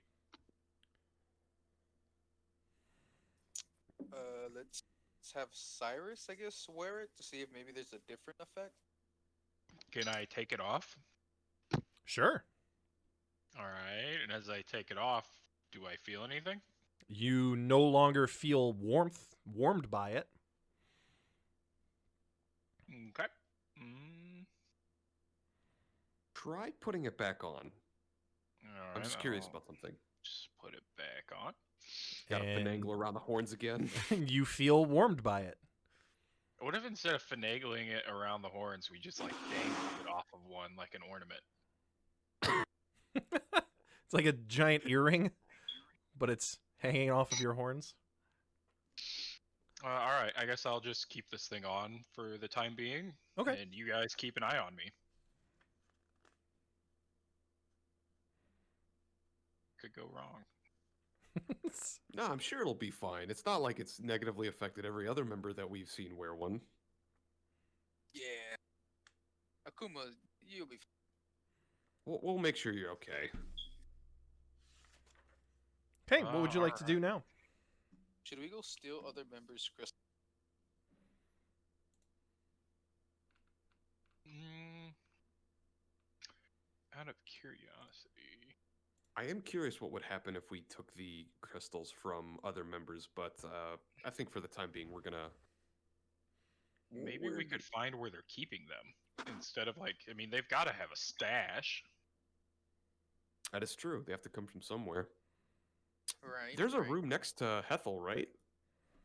There was one here? across the hallway outside of her room. Yes. Oh, I thought there was a room next to hers. No. So if you look on level 2, she had the northern room on the west Mhm. side. There's a room to the south. And can we access the room to the south? You can. Didn't we have to walk through the room to the south to come from the armory? No. So if you went from the armory, you would have gone to you would have gone down to the first level, and then either gone in the front door or out to the courtyard, then into the great hall, and then up the stairs from the center room to get to level 2 again.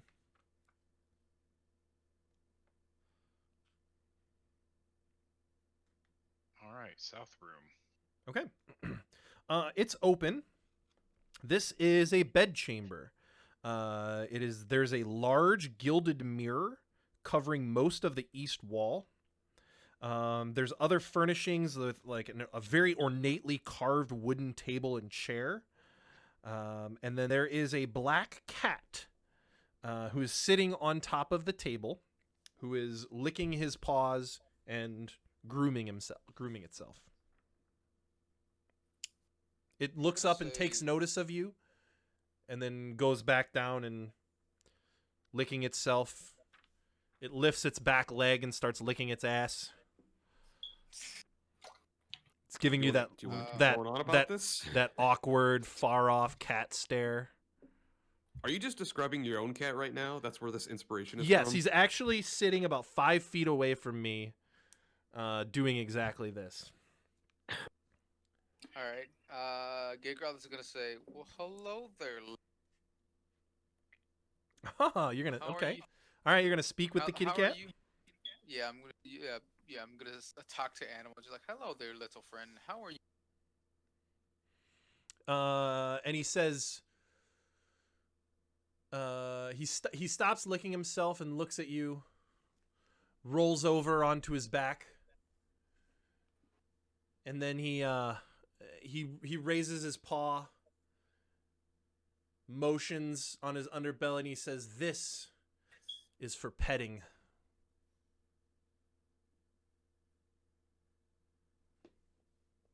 I shall do so.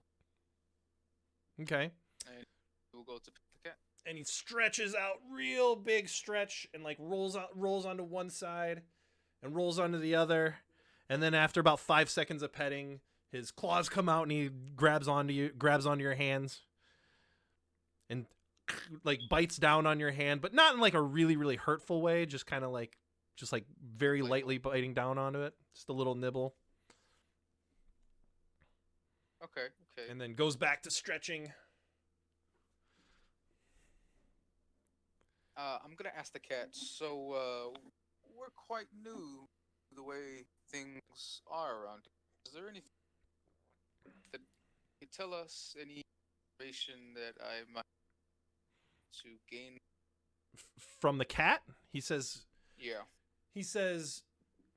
I am Kadroth's master.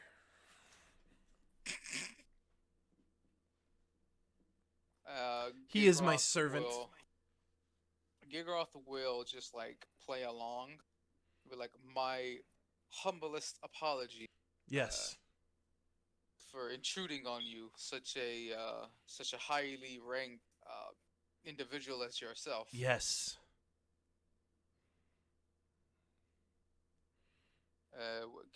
Could I offer you some? Could I offer you a knucklehead sandwich for some information about your man? I mean, about your servant. The cat stands up, leans back, big stretch, then stretches out its back legs, and does this little circle motion, and sits down again, and says, "Bring me my food."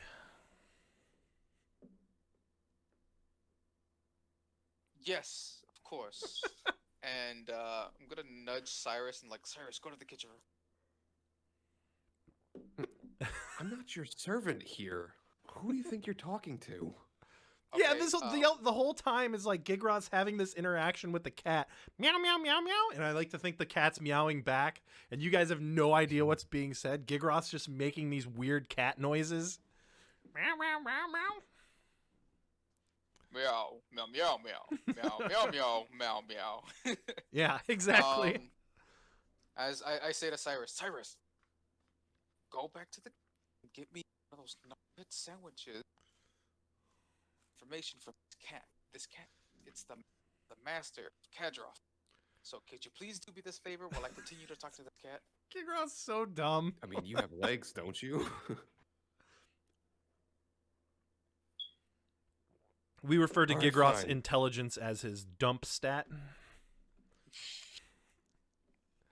Yeah, but can you talk to a fucking cat, Cyrus? I guess I was not blessed like you. I just kind of look That's- over at Zyma and Akuma, just like, what the fuck is this guy doing? I like to think that none of us are really sure whether or not he's actually talking to animals, or if he's just complete nonsense. Because to the best of our knowledge, we don't really have any evidence that he's actually talking to animals. He just goes up to him and he's like, just makes animal noises. I would Meow, like to meow, take the time to meow, meow, remind meow, you meow, that he meow. is your friend. Snow White, don't you have any of that knucklehead trout left that the old lady gave you?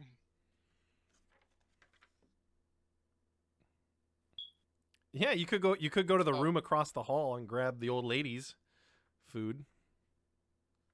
I'll humor Gigroth and I'll go walk down the hall, grab some of that trout, and bring it back. Okay.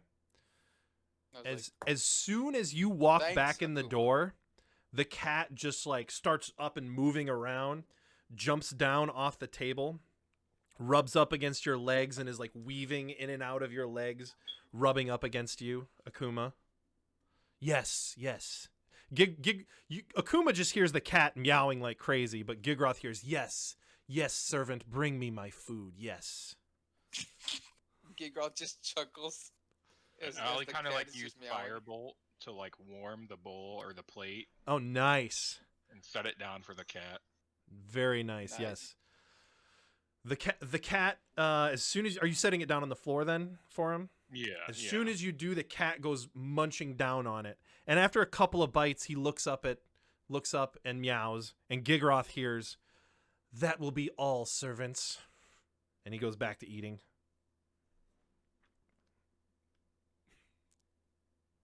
And Gigroth will ask, in a cat voice, meow, meow, meow, meow, meow, meow, meow. But he's gonna ask the cat, excuse me for interrupting your meal, but it is of the utmost urgent, um, uh, Master of Kadroth. Um,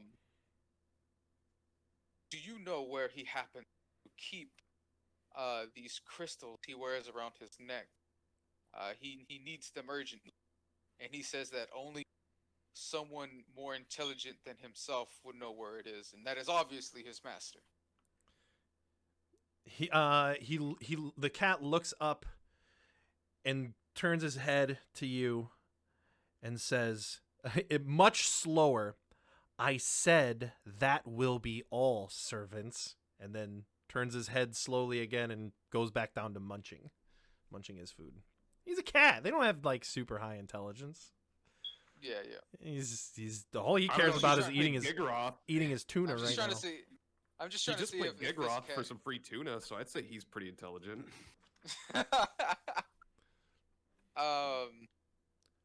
Yeah, you got Gigroth there. No, I'm just trying to see if this cat would happen to know, if where the crystals were. Isn't not much of a loss if he doesn't. So Alright, Gigroth, so what did you find out? Give me one sec, guys. I gotta do this thing real quick. I'm gonna pop my neck. Can I make like a nature or some type of check to see if this cat is any magic imbued or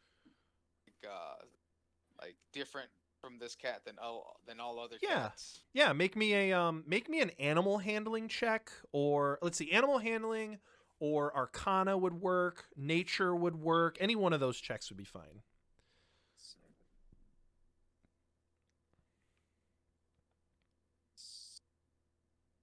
12 plus 2, 14. Nice. It is just a cat. Okay, so I'm gonna pick it up by the nape of its neck Mm-hmm. and Ah! and I'm gonna say, "Look, you little shit. I was being very nice to you, but I'm the new master of Kadroth. You better tell me what I want to know, or I'm gonna send you flying out this window with 4 broken legs, and I can assure you, you won't." Gigroth, what are you doing to that cat? Put him down. Put him down, dude. Come on. All right. Akuma, shaking and Akuma, hisses let me at handle you. this. Let Claw- me handle this. Claws are I branded. know I'm an asshole, but It is like, swiping that's just in the animal air. cruelty. We don't do that. Come on, dude. We just brought it food. This is like 5 minutes of our life we're not getting back. Come on, let's go. There's nothing here. Let's go. No one insults my friends and gets away with it. All right, let's go. Come on, put the cat down. This is I- beneath you. You're right, but I'm Gigroth. So you're saying it's So- not beneath you? At this point, I don't think there's much beneath me. So yeah, I'm gonna ask the cat one more time. Tell me what I want to know, and I'll put you down, and I'll give you another tuna. Oh, he Or is another. he is screaming, "Put me down, put me down. I'm going to kill you. I'm going to get you." And he is swiping in the air. He's flailing around as you're grabbing him by the scruff of his neck. I'm gonna pull out my hand axe. Oh my gosh. I'm not gonna do. I'm not gonna This do is anything. getting I'm not gonna do dark. anything. It's just intimidation. It's just intimidation. That's all it is. Cyrus, do you have All any it spells is. that'll like put Gigroth to sleep or something? Let me take a look here. I didn't realize I had to do this on my teammate here. Can you like some Um, hideous laughter I or just wanna something? make- I just want to use an intimidation check real quick, and that's the last thing I'm gonna do. Okay. Make that intimidation check. Ooh, nat 20 Okay. plus 22. This cat has become more docile. Against So- all odds, this cat has become more docile in your hand. All right. So, now, good little kitty, are you gonna tell me what I want to know? Are you still holding on to him? Yes. He says, I mean, the cat would just be saying to put him down, but with less with less flailing and hissing and screaming at you. I'm gonna set him down. I'm gonna ask him. As "Do soon as you know set what him this was down, about?" he rears back and pounces at you, slashes at your leg, and bites at your ankle. And you take Y- 1 point of slashing damage. Is it- I'm gonna yeah, walk it's- to the east room down the hall while this Yeah, is you happening. guys go do that. I'm gonna cast Prestidigitation over on his food, and I'm gonna make it smell like catnip. Oh, he gets super alerted and immediately turns back to the food and starts chomping down. So it's like he took a Alright. swipe and bite at Gigroth and then went back to eating food. Like Alright, just a Gigroth. super easy change of or super quick change of I don't know, change of demeanor. We'll call it a draw, Gigroth, all right? If any, look, when we tell the story later, we'll even tell everyone that you won. That you totally, strong-armed that cat for info, all right? Wait you to know, show I that, I can hype you up. Wait to show that feline who is boss. Fuck you guys. Y'all never believe in me. You know what? I was trying to be nice here. And I'm just gonna leave. Was that not the correct term? Is it different in this country? I I was honestly not- feel like Gigroff will feel like y'all were being condescending to him. Was I not speaking common this time? I All think right, you were Snow fine, White, Gigroth. let's go check out the rest of this castle. Okay. Where else would you like to go? I'm just gonna like sulk, and, like be in the back of it. All right, so we checked out the north, the south, Yeah. the hallway in between them. Mm-hmm. So the only thing we have left is the two eastern towers, correct? Yep. Yeah. Did we ever check the two rooms on the first level? I know we Mhm. checked the kitchen, but did we already check that other room? Yeah, they were last session. Oh, okay. So I guess do we want to try and wait till the morning to discuss things with that guy? We could go see about looking for the Dwargare. Yeah, I want to go after the Dwargare, but I think the one thing that was time sensitive was the new mead, right? Good Oh, mead. that's right. That's right. Yeah, good meat. But my vote is definitely to go after the Dwargar. I feel like that's our new 50-meter target, but it's on you guys. If you want to do the good mead thing, I am good to go after that as well.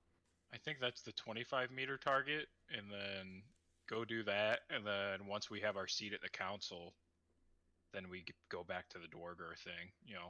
Kind of Mhm. tell Kadroth that taking care of the Dwarger at the rundown tavern that's like a down payment. Okay, Wouldn't- sounds wouldn't it- good. Wouldn't it be better to find a local there and then put him in that position? That way we can ourselves go and deal with the Draugr. I am hesitant to put him in a position of power, especially because my goal is ultimately to kill him and then sort of either dismiss the cultists or take over the cultists. No. I have not no the interest leader. in- I meant a local of Goodmead, like a local, someone there that well known, maybe could be We- a potential leader, but he would we would basically like pay him to be in charge in a way is it? through using the assets of the cult, Mhm. and then he would be he would be under us, and then we ourselves could go and deal with the other situation because one of us would need to stay behind to be the political figure.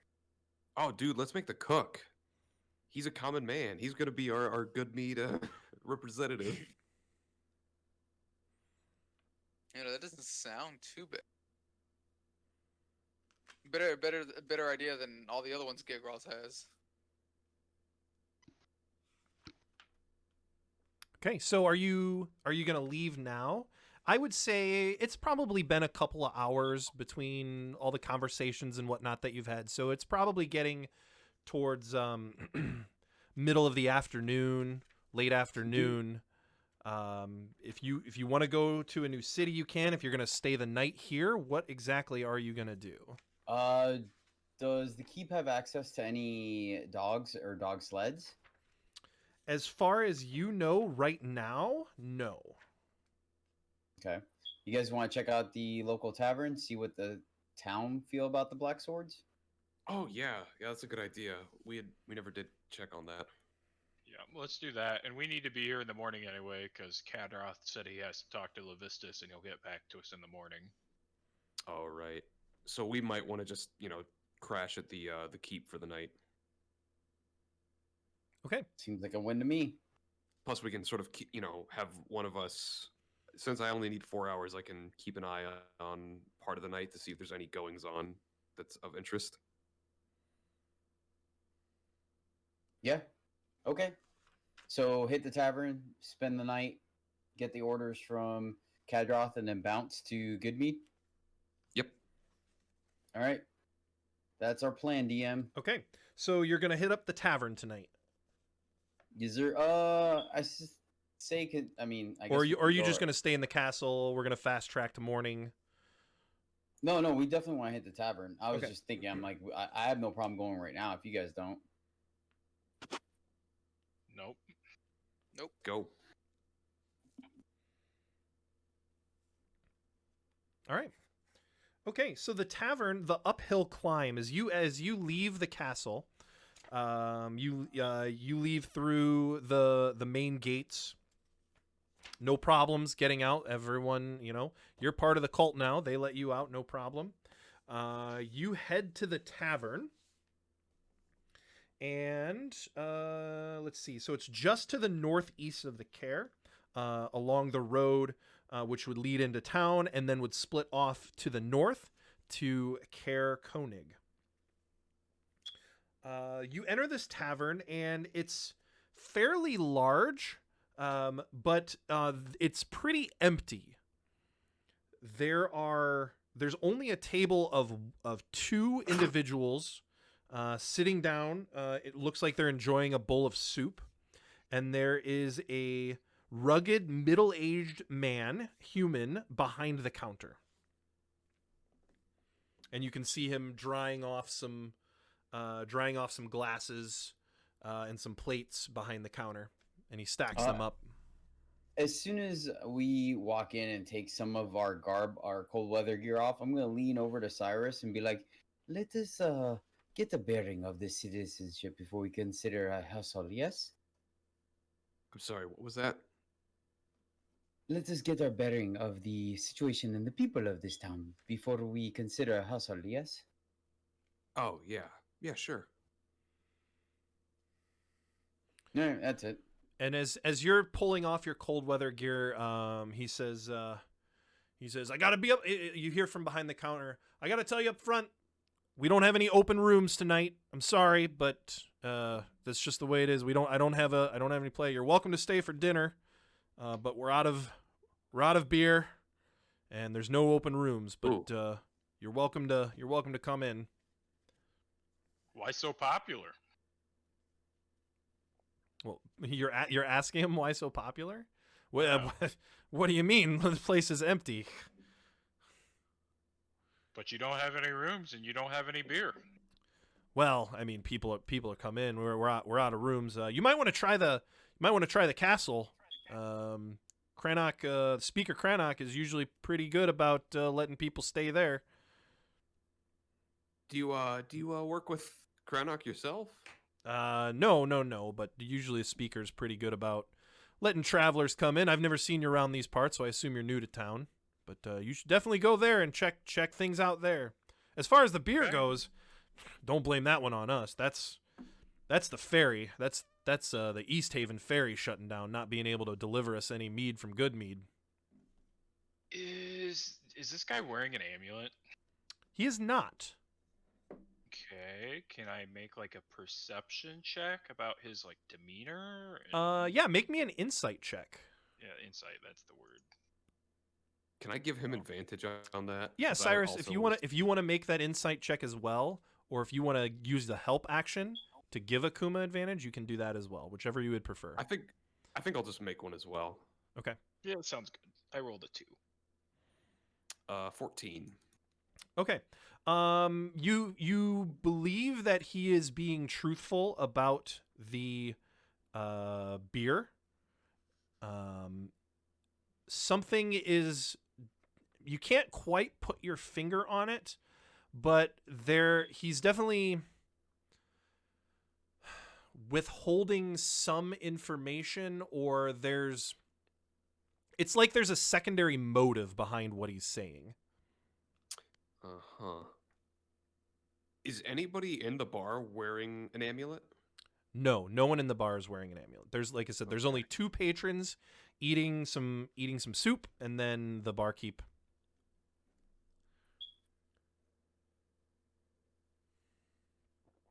I'll ask him. So, why is the town so quiet when we passed through?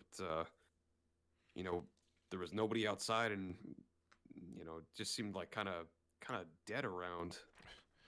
Well, business is always, I mean, at least here, business has always been kind of low since the East Haven Ferry closed. I mean, I can't, that's definitely killed my business. But as far as the rest of the town goes, man, have you been outside? It's dark, it's cold, everyone's staying inside. What little people in this town work, they're always out on the lake trying to bring in yeah? that trout.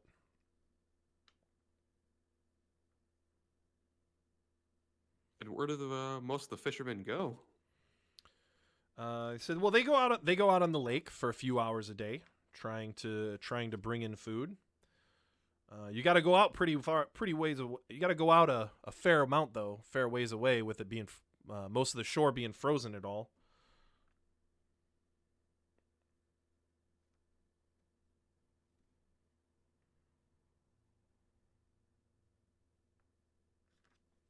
And you say the speaker often welcomes guests? Yeah. Typically the speaker will welcome people in. I mean, he's got a big enough place there. Geez, but you should definitely try there. I know he's been sick recently, but he's got enough hands that if you're looking for a room, you should definitely go there. Do you worry that his illness is contagious? Even if he stays in his room, he's got enough servants and hands to put you up for the night, I'm sure. I think we'll stay for dinner, and maybe we'll go check that out for lodging afterwards, if you don't mind. Yeah, you What's for definitely dinner? should. Yeah. We've got I've got some chowder. That's what we've got here tonight. That's all. Sorry, that's all I've prepared. Sounds a lot better than nothing. Yeah. Name's Rourke. I'll go get you some chowder. Oh, nice to meet you, Rourke. Where does he go to get the chowder? He goes behind the counter. There's a kitchen back there. Swings the door open. Okay. While he's back there, is there like a stairway or anything that goes upstairs? There is. Okay. I'm gonna kind of like, just like lean over to Zyma and be like, I'm gonna go case this place, and I'm just gonna slip upstairs. Sure. Are you gonna try and do it stealthily, or are you just like, Yeah, I don't- laissez-faire, go up there? I'll just go laissez-faire. How many people are in here? There's only one other table of individuals, and it's 2 males sitting there eating chowder. Okay, and then how far? Where is the alcohol in reference to the barkeep or the innkeeper? Where's the alcohol? Well, there Is is there no like a alcohol. shelf behind him? Yeah, Okay, there would be like a spot where there would be like kegs turned on end with the tap to pour out, but there are none. Okay. Is there anything behind the bar or near him that is fragile? That's fragile? Yes, there are. I mean, there's plates, there's mugs. Okay, perfect. When Cyrus is telling me that he's gonna sneak up, I'll tell him to give me a 4 count and then make his move. Okay. Okay. And then I will try and do it stealthily. I changed my mind. I will try and sneak up. All right. So, Simon, I take it you're like creating a diversion here. yes, Okay. correct. So, Cyrus, make me a stealth check with advantage caused by Zymot's diversion. Sweet. All right. First roll is 21. Mm-hmm. Second roll is 6. All right. So Zymot, you do what you do to make this crash, and I'll let you describe that. But you do that, and that definitely gets the attention of the two other individuals who are sitting in this tavern. Cyrus, you are able to make it away unnoticed. So, describe to me what happens here specifically. Zymot. While we're having a conversation, I will give us a 1, 2, and then on the 3 count, I will summon Tomax behind the barkeep near the plate, and on the count of 4, I'll have him throw the top plate, like just push it off the stack so it falls on the ground, and then I'll dissipate him. Okay. All right. So that happens. You hear this crash. Cyrus, you make your way up the steps. There's not a ton of rooms that you can see, Cyrus. There's only 4. Four doors that would lead into other rooms. And as that crashes to the floor, the Rourke comes out of the kitchen holding 4 bowls of soup and says, "Ah, dang it!" Oh, and just shakes his head and comes over and sits down. And he says, "What happened to your friend? Where's your friend?" He needed to go check on our cold weather, our axe beaks. Ah. We left them outside and we couldn't remember if someone tied them down or not. Understandable. All right. Well, here you go. It's warm. It's hot soup. It's the best I can offer. Enjoy. Thank you kindly. Thank you kindly. Cyrus? So, can I make like a perception check to see about the hallway to see like anything interesting, like any snow tracks or Yeah, make any me a unique... make me an investigation check. 15. 15. You see no signs that would lead to people staying in these rooms. There's no tracks. There's no footprints. There's no. There's some wear, but there's no recent wear on the floor. You don't see anything as far as like handprints or doors open or anything like that that would indicate that anyone is staying upstairs. Okay, well, I'm gonna try and very quietly, kind of like open the first door to my right. Okay. It's unlocked, but it is empty in there. Okay, It's I don't ve- see there's very nothing. very minimal furnishings. A small table, a chair, a bed, a little foot locker. Is there anything in like the end table next to the bed? No. Okay. Well, I'll just go ahead and exit, close the door behind me, room across from it. Okay. Same thing. And Same as thing. you check all 4 of these rooms, it's the same site in each one. They're all empty. They all have very similar furnishings, and there is no sign that anyone is staying here. And that's all that's up here, are these 4 rooms? Yep. Very interesting. Are there any windows upstairs? Yeah. There would each room would have a window or 2 depending on where it's at in the layout of the tavern. Okay, well, I will open the window and try and like shimmy my way out and close the window behind me as best as I can. Okay, sure. And just make my way onto the ground floor. Okay. You are not wearing your cold weather gear. I assume you're trying to make your way out to the front? Yeah. Okay. So you are going to take 2 points of cold damage Damn. while you're out there. All right, I'm going to walk back in the front door and be like, whew, I should not have forgotten my cold weather gear. It's man, this everlasting winter is crazy, isn't it? Yeah, some might say it's killer. I'll go over and sit down with the boys and start enjoying some chowder. I'll quietly relay the information. There are rooms up there, but there's nobody in there. There's nothing. There's not a sign of anyone being up there. It's just empty. Like there are rooms available, but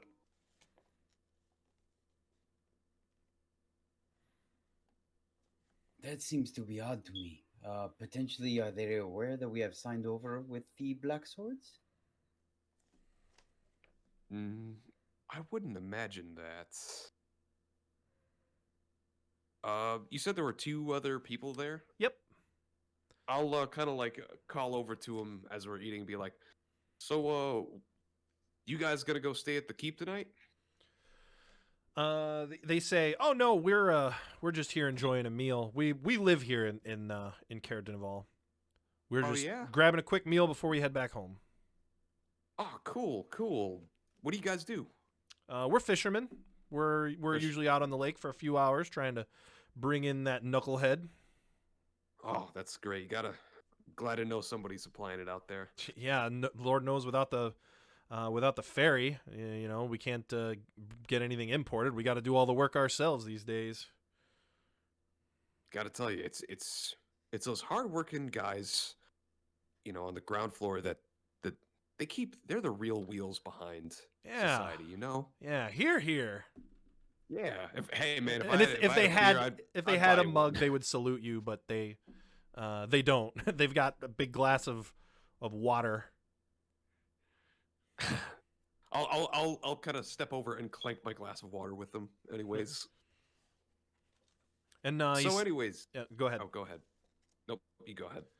No, he says, so where are you guys from? What brings you to Caer-Dineval? Well, actually, we came out this way. We were hoping to talk to the speaker. Figured we'd stop by. It was pretty cold getting Oh. in here, so Yeah, figured yeah. we'd stop in here for some. I hear he's sick, but you should definitely go check that out. Yeah, and then the other guy's like, yep.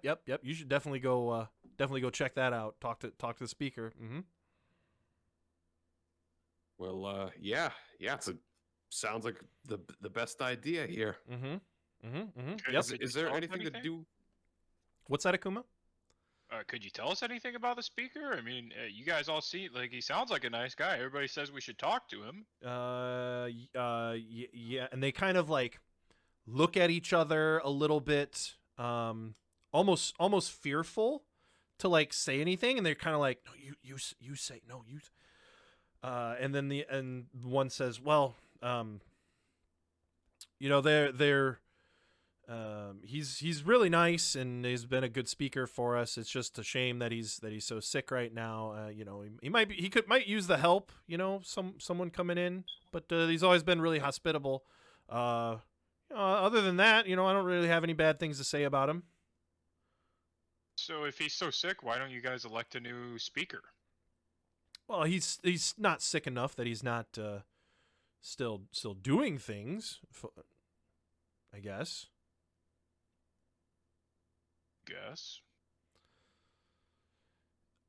Make me an insight check. And all of you can make me that insight check as you've been in this conversation. Nat 20. 5. Zymot's got. Oh, okay. I'm enjoying my soup. That's That soup's good. interesting. It's Are good. is there potatoes in this soup? Is that 18. paprika? 8. Do I, Eight's good do soup. I do I sense a hint of garlic? Okay, Gigroth. I don't know if it's a laptop or something, but it's directly in front of your camera. We can't see Oh. your face. That's all good. Okay, Sorry. so 18 by the way. okay, so Gigroth, Cyrus, and Akuma, you guys know that these guys are withholding information. They want to speak about something, but they're very apprehensive to speak about it. And they are 100% withholding information. Are you guys like trying to set us up or something? Is like the castle off limits to Just- commoners or? And they look back at each other and just tell them. No, look, there's been a lot of shady people coming into Caer-Dineval and going in there. We just would really like someone to check it out. Did you notice a difference from the speaker in the previous, let's say, 3 or 4 months? We haven't really seen him very much in the last 3 months. But as far as you can tell, all the operations have gone on the same here in Danavar? Minus, of course, the suspicious. As far as we can tell, everything seems to be operating as normal. What operations there are? Very interesting. Very interesting.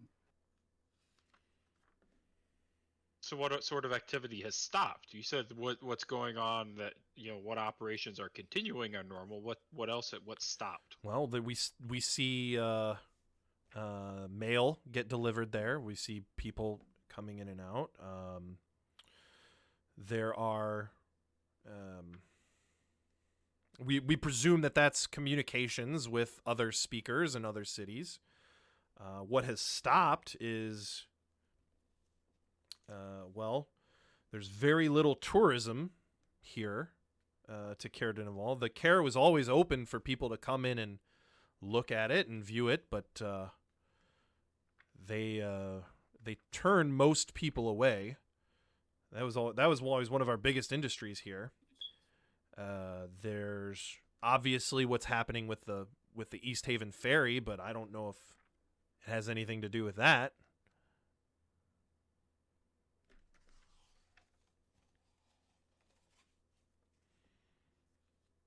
A lot of weird people going in there. Do any of these people do business in the town? You don't get really a good look at faces as they're coming in off the town, coming into town as these, let's just call them foreigners, come into town. But I haven't noticed anyone. I haven't noticed anyone really leave the castle. I see. And what do you think that's about? Beats me. Hoping someone can find out. Have you thought to go check it out yourself? No, I'm just a common fisherman. Yeah, me too. We can't. We couldn't put ourselves. What if these real shady people? I can't subject myself and my family to that. So this has been going on for several months. Has anyone from the town gone and investigated? No one has. But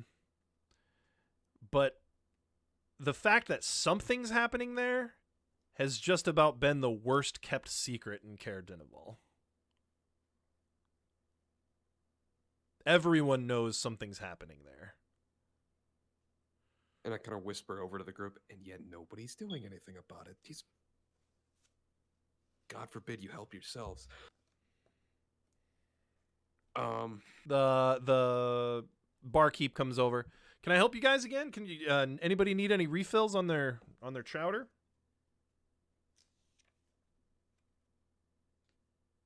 I think I'm good. Yeah, I think I'm good too.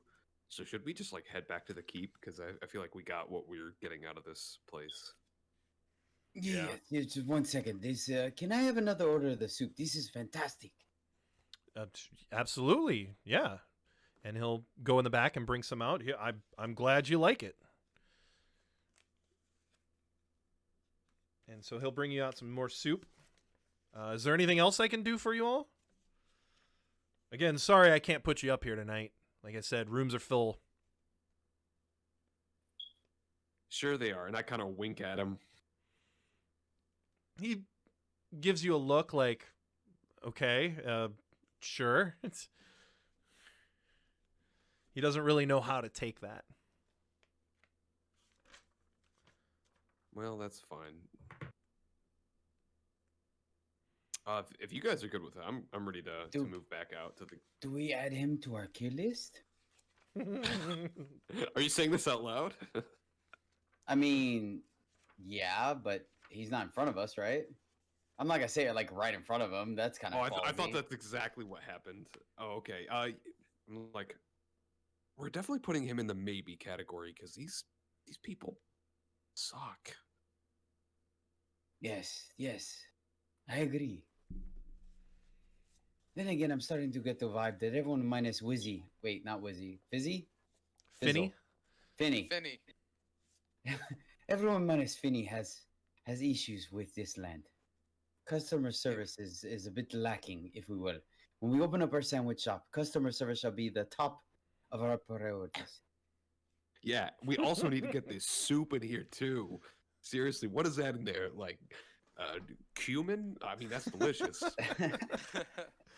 All right. So You're you gonna- guys go back to discussing your things. Everyone make before me we leave- everyone make me a perception check.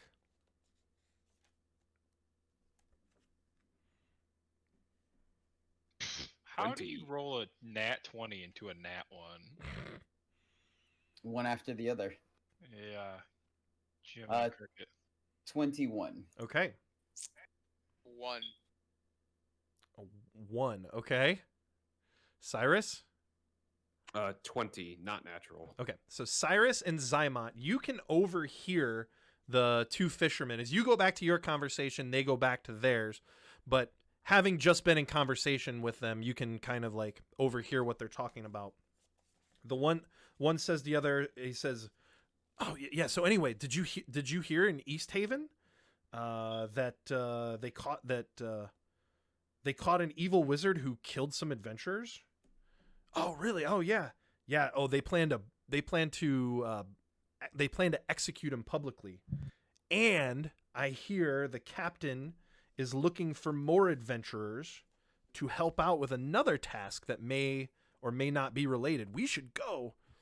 Like, fishing here sucks. We could just go and get and do that. I don't know. I'm not really the adventuring type. Oh, come on. It'd be a great opportunity for us." So you overhear that rumor from those two individuals.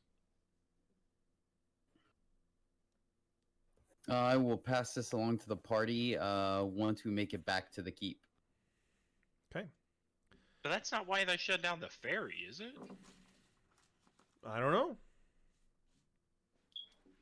Wasn't the ferry shut down? I guess this isn't the same as wait. Elections. 25-meter target. Before we go on another tangent. We gotta rig the elections, then from there we could handle the dwarves, then from there we could do the ferry, and then we could do the sea monster. I was gonna ask, was that the sea monster that stopped the East Haven gosh. ferry? Different lakes. Oh, okay. There's And this too many camp- towns in these 10 towns. This campaign only goes up to level 12. So many tangents. All right, yeah. If you guys are good, once we get back to the keep, I'll relay that to the rest of the party. I will take the time to oil up my armor and my glaive and double check the spears that I acquired to make sure the shafts are strong and that the blades are sharp, or the points are sharp. Sure. All right. Sleepy time? I think so. Long rest. Okay. Do you guys want to take shifts? Yeah. Let's take shifts. Creeper McCreeperkins don't really work for me. That's fair. I would like to take a long rest to recover my spell slots, as I took short rest for guard the other night. We could just long rest for 10 hours instead of 8, and then give everyone their 2 hour you know what I mean, like the 2-hour guard shift, That works for me. or two and a quarter, right? Yeah, 2 and a Well- quarter, 2 and a half. I'm good. Well, good girl is good. Like, there's nothing that I need to do a long rest for. So, y'all can. I took do that 2 damage from the cold, so I really need the long rest. Yeah, guys. Gigroth took Yeah, I know that damage you from the do. cat. Yeah, Oh, I was yeah, like, dude. it was like, fuck that cat. No, but if y'all want, y'all can do a long. Y'all do a long rest, and I'll do a short. What's one hit? Anywho, Yep. I'll do first watch for the first couple hours. All right. So you guys find some beds in the you guys find some beds in one of the guard towers. Kind of make your make your stay there. Those of you who are doing your watch, during your time doing the watch, nothing really exciting happens. Every once in a while, maybe one of the guards gets up to use the commode, and that's it. Nothing happens. It is now morning time, and this is the 5th day in Icewind Dale now. Akuma, I'd like you to roll a d6 for me, please. Okay. Casual. 4. 4? Okay. You're good. Oh, okay. Just wait In to know fact, about no, he what was happened. not good. All right. What would you like to I'm do? s- Are you going to travel to Goodmead, which would be a... Let's see here. Goodmead would be... Shit, it's... To Caer Dineval, an 8-hour trip south. Or you could head up to Caer Konig, which is where you've been told that there's a dwarf problem. That's a 2-hour travel time north. If you want to speak to Kadroth about his meditations, or said he would give you his blessing for whatever, or talk it over with Levistus. Yeah, I say start with Kadroth, since we're here. Okay. All right, so you make your way to Kadroth's, the speaker's chambers, or which is now Kadroth's chambers, and Thoob meets you at the door and says, "Ah, yes, yes, yes, yes. He's been expecting you. Go ahead, go in. And he cracks open the door and says, "Kadroth, they're here to see you." And Kadroth stands up from the desk and says, "Yes, I have been expecting you. Come in, please, come in."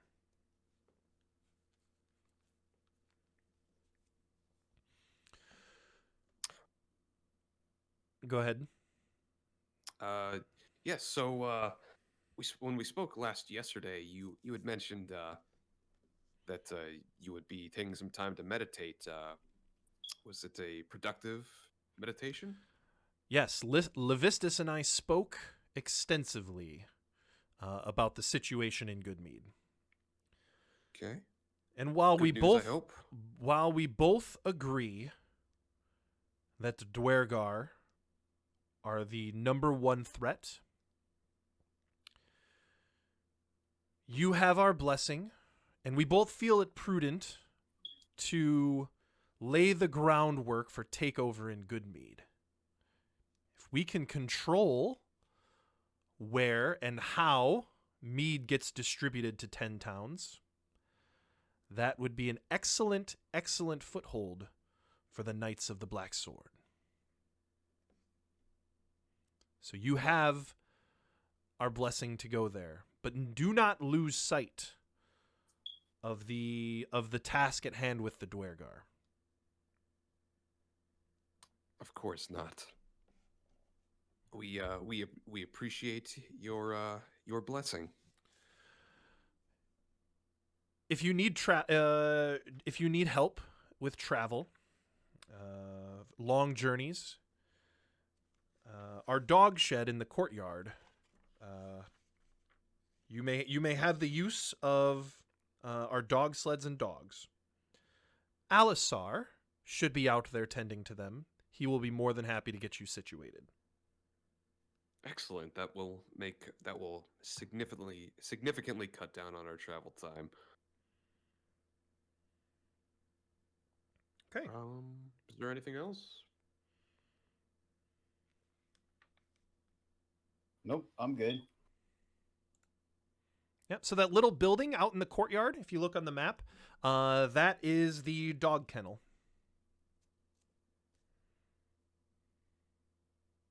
Yeah, let's head there and go check out the pups. Okay. You head there. The doors open.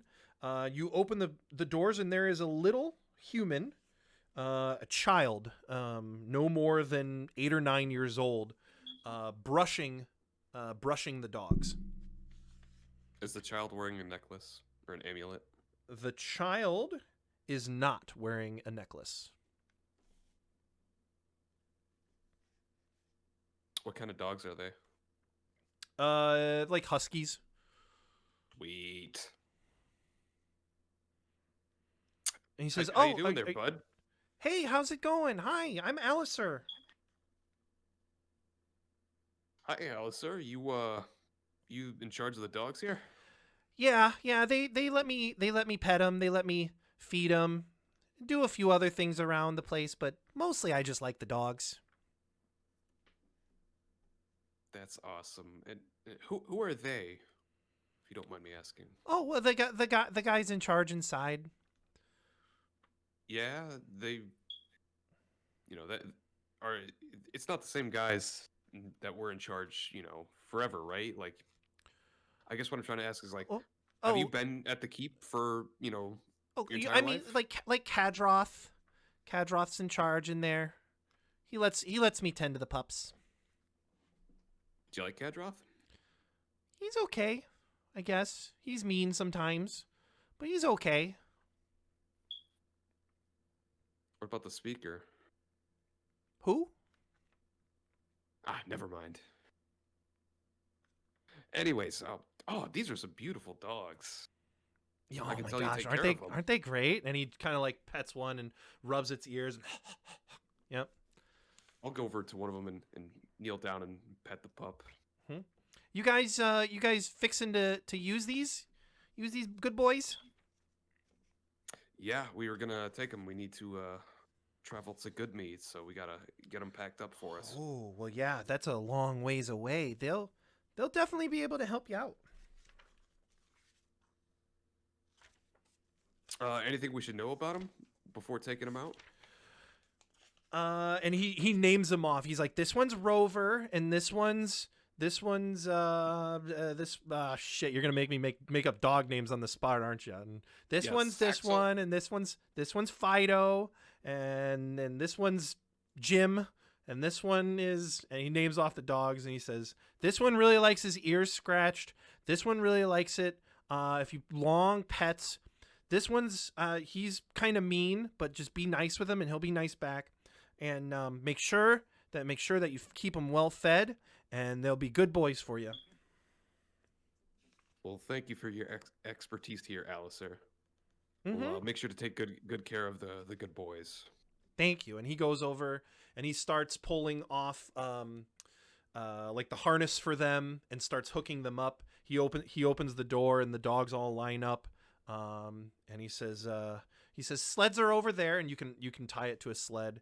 A sled typically holds 2 people. But you could, let's see here, have 3 dogs per sled, and that will get you good for fast travel.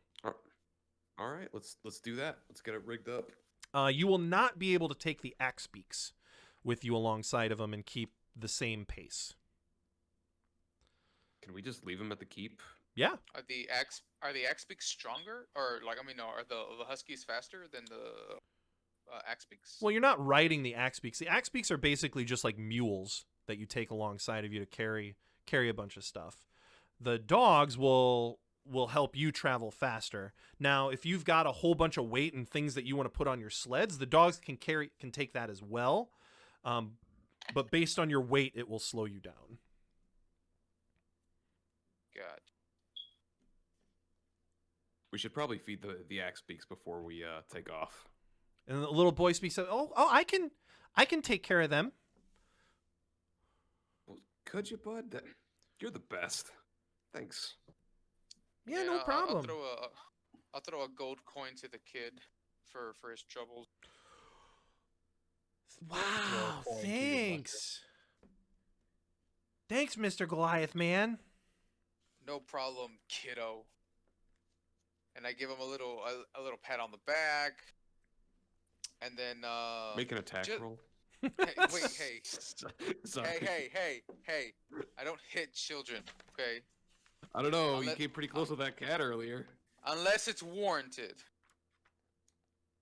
And that cat had it coming, alright? That cat was being an asshole. I knew I shouldn't trust that cat.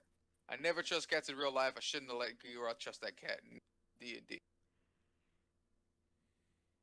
Okay. No, I'm kidding. But what I'm gonna do is I'm gonna ask the kid, "Hey kid, I got this little cool ability. I can talk with animals. Do you want me to ask your dog something before we go?" I can see Akuma. The kid says, really? That's cool. And he's like interested, but he's like, he knows these dogs really well. Like his job is with them. So he's like kind of humoring you almost, the kid. He's getting his gold's worth. Yeah. Exactly. Why does everybody want to pick girl? Okay. So you guys are going to take these dogs to Goodmead then? Yes, Yeah, sir. Sure. Yeah. Okay. Let's go get some good meat. All right. Yeah, I think I need to get drunked so I can. So I think Gigroth needs to get drunked All right. to deal with all this bullying. It is a 4-hour trip to Goodmead on these dogs. Normally, what would be 8 hours. You head south to Goodmead along the road. Let me bring up my Goodmead map here. Dinival can go away. Okay, along the Eastway, you pass up the fork that would lead to East Haven, and you continue south into Goodmead.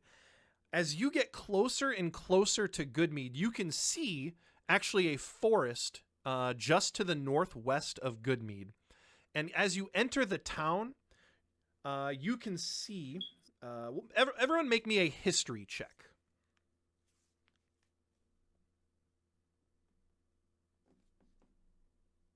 8. 8. Okay? 22. Mm-hmm. Not natural 20. Okay. A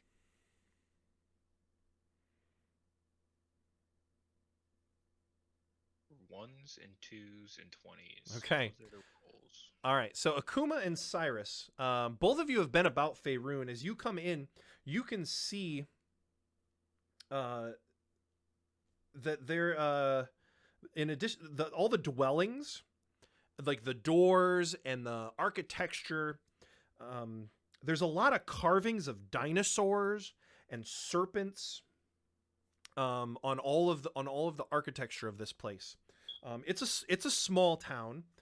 You can, and everyone, you actually don't even need a perception check for this, but all of you can literally hear the buzzing of bees as you enter this town. Gotta make the meat somehow. Mm-hmm.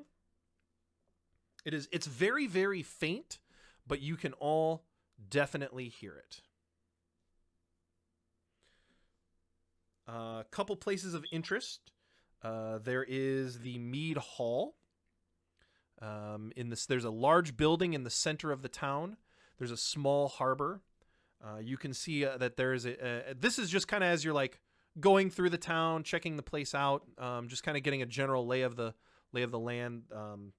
There's the big building in the center of town, and then there is a shrine, or what looks like a place of worship, just off to the east along the shore.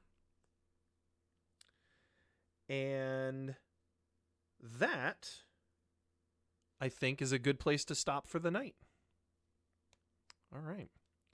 So we'll pick up here next week, but we're not done yet for the night. That concludes the session, but we're going to be back with Crit Chat. We're going to talk about the session, have some questions to ask. If you, the viewers, have anything to ask our group, get those questions ready.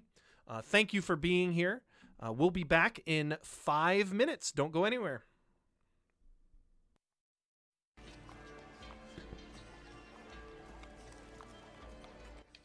All right, everyone, we are back. Thanks for sticking around. Okay, so another good session, guys. Not as much action, honestly, as what I had anticipated, but I think that's okay. I like the direction that this is going. I mean, that's par for course for this party, isn't it? the overly cautious heroes. What are you talking about, Nick? Gigroth fought a cat. Gigroth lost. did fight a cat. He did not lose. It was a stalemate because I could have literally kicked the shit out of that cat. All right. Before we get too far into this, I want to give some shout outs here. First off, thank you to Lego Ink Vial with your Prime Gaming sub, subscribing 5 months. Thank you so very, very much for that subscription. And some brand new followers. Maiden Oriel. Oh my gosh, the Frostmaiden Oriel followed us. Uh-oh, we're in trouble. I'm gonna butcher these names. Slander Gaming, Cinder King 24, and I think it's Obi Twoken or maybe Obit Woken. I'm very sorry if I mispronounce any of your names. Please forgive me, but thank you for the follow. And then Peace Lasali, or P. Celsally. I am very sorry. I am terrible with names, but thank you all very, very, very much for the follow and the subscriptions and being here tonight and hanging out with us. Can I guys. give one more shout out real quick. Yeah, go ahead. Yeah, one shout out to another fan of the show. That is Wicket. Wicket is the reason that I got the inspiration for these spalders. So shout out to Wicket for pushing the cosplay thing. Appreciate you, friend. Yeah, those are awesome, dude. They look great. Thanks, man. Appreciate it. Took a little bit longer than anticipated, but cosplay always does. So how did you guys feel about tonight's session? I know that, like, again, not a ton of like combat action, but more information, continuing to get a bigger picture, and you guys joined a cult. There's no other way to put it. Yeah. For the record, my first impression of a homeboy was correct. We should have killed him, but it's all right. We'll capitalize on that. I can honestly say when he started saying that I have a direct connection to when he was saying he had that direct connection to a lord of one of the nine hells. Yeah, I was like, yeah, I'm calling complete bullshit on this guy. I do not believe him for a second. I mean, even if not, line. he's still like claiming, claiming, rapport with the devil. I feel like that's a pretty big like warning sign right there. It's like, even if you're not, we should probably kill you because you're kind of evil. But Yeah. I think it's interesting trying to take the befriend the sort of join the cult kind of thing and just sort of work it from the inside, because I'm pretty sure we're all in agreement that we want to like kind of undermine and disperse the cult and get Finney's kids back to their get the parents back to their kids, and you've got like the chef and Alistair who are very clearly not part of the cult, and you kind of are like, oh, okay, I don't want them to have to live in this cult castle anymore. That All right, and actually, one of the things I'm fearful about is if we do try to take over this cult, because earlier we were talking about how we're going to use the cult to our advantage, and then I'm thinking about it now. As things have transpired, maybe they're not really, their actions aren't really their own, but except influenced by Levistus.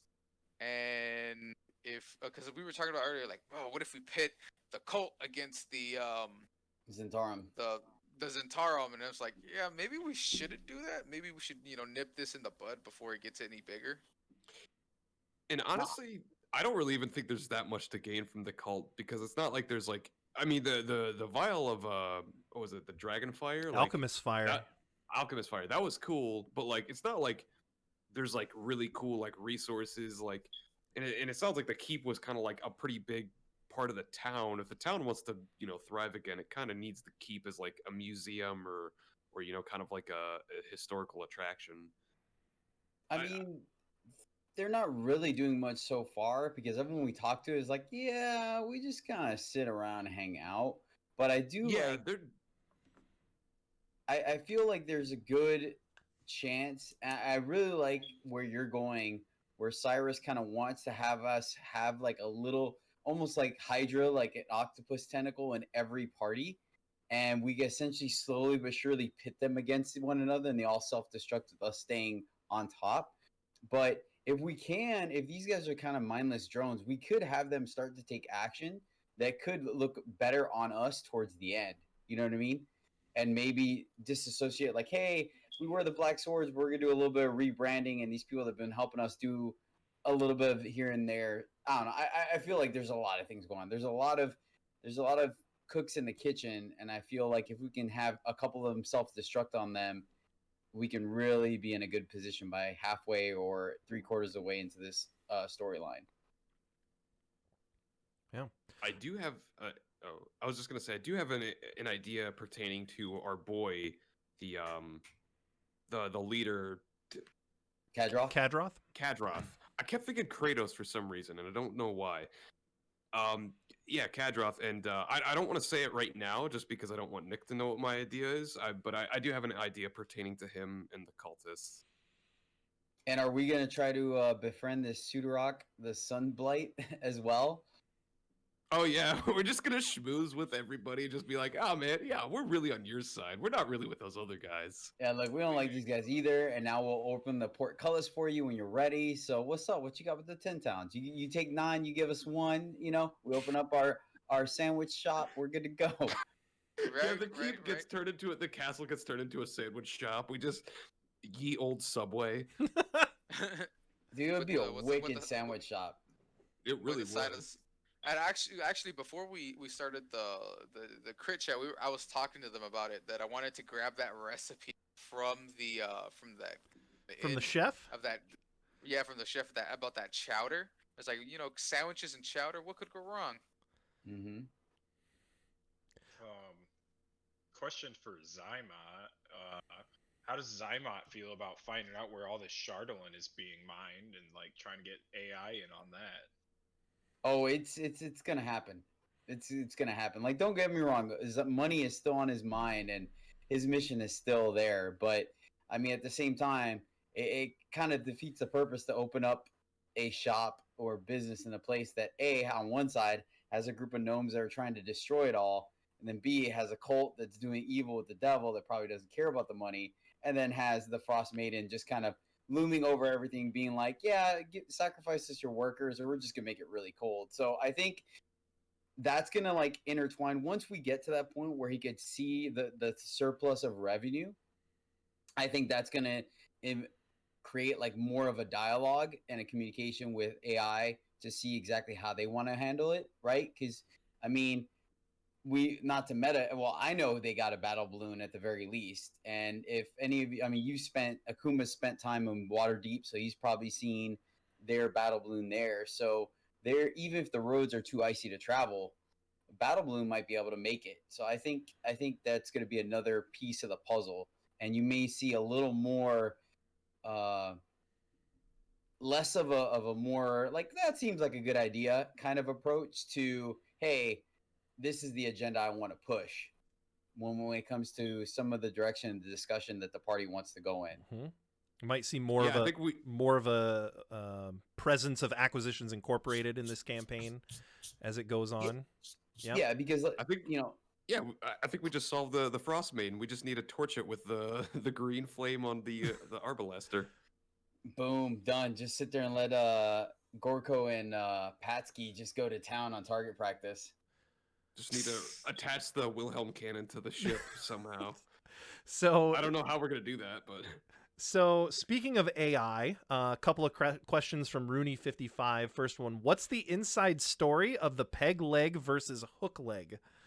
Who would like to take this one? I think this is Jedi's story. No, actually, I think it's Nick's. I mean, he's the one that sold her. Okay, so I'll set it up.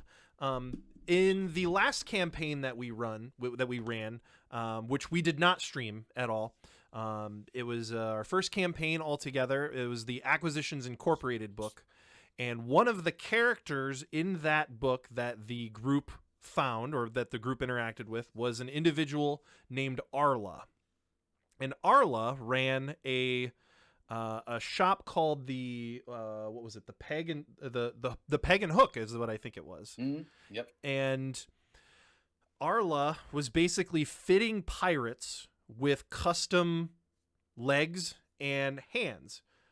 Normally, you would think that they were, the typical peg leg hook hand, but she did it the other way, where you would get a peg hand and a hook leg. Just a little cute flavor there. The group ended up bringing this person on board to be part of their team, and used her as a money making opportunity at their headquarters. But that's where the peg leg versus hook leg came in. I honestly thought about making Hethel's leg be a hook leg, just as a nice little Easter egg to you guys, but it really did not fit the character. And I honestly didn't want you guys like looking into it that much. Like, oh my gosh, does she have ties in Luskin? And what is this? Why does she have this hook leg and not? And I just, nope, bypass it. She doesn't have it. Yeah, we would absolutely do that too. This one might have been my second character with a hook leg. For you, Nick, yeah, if you don't mind, Mr. DM, sure.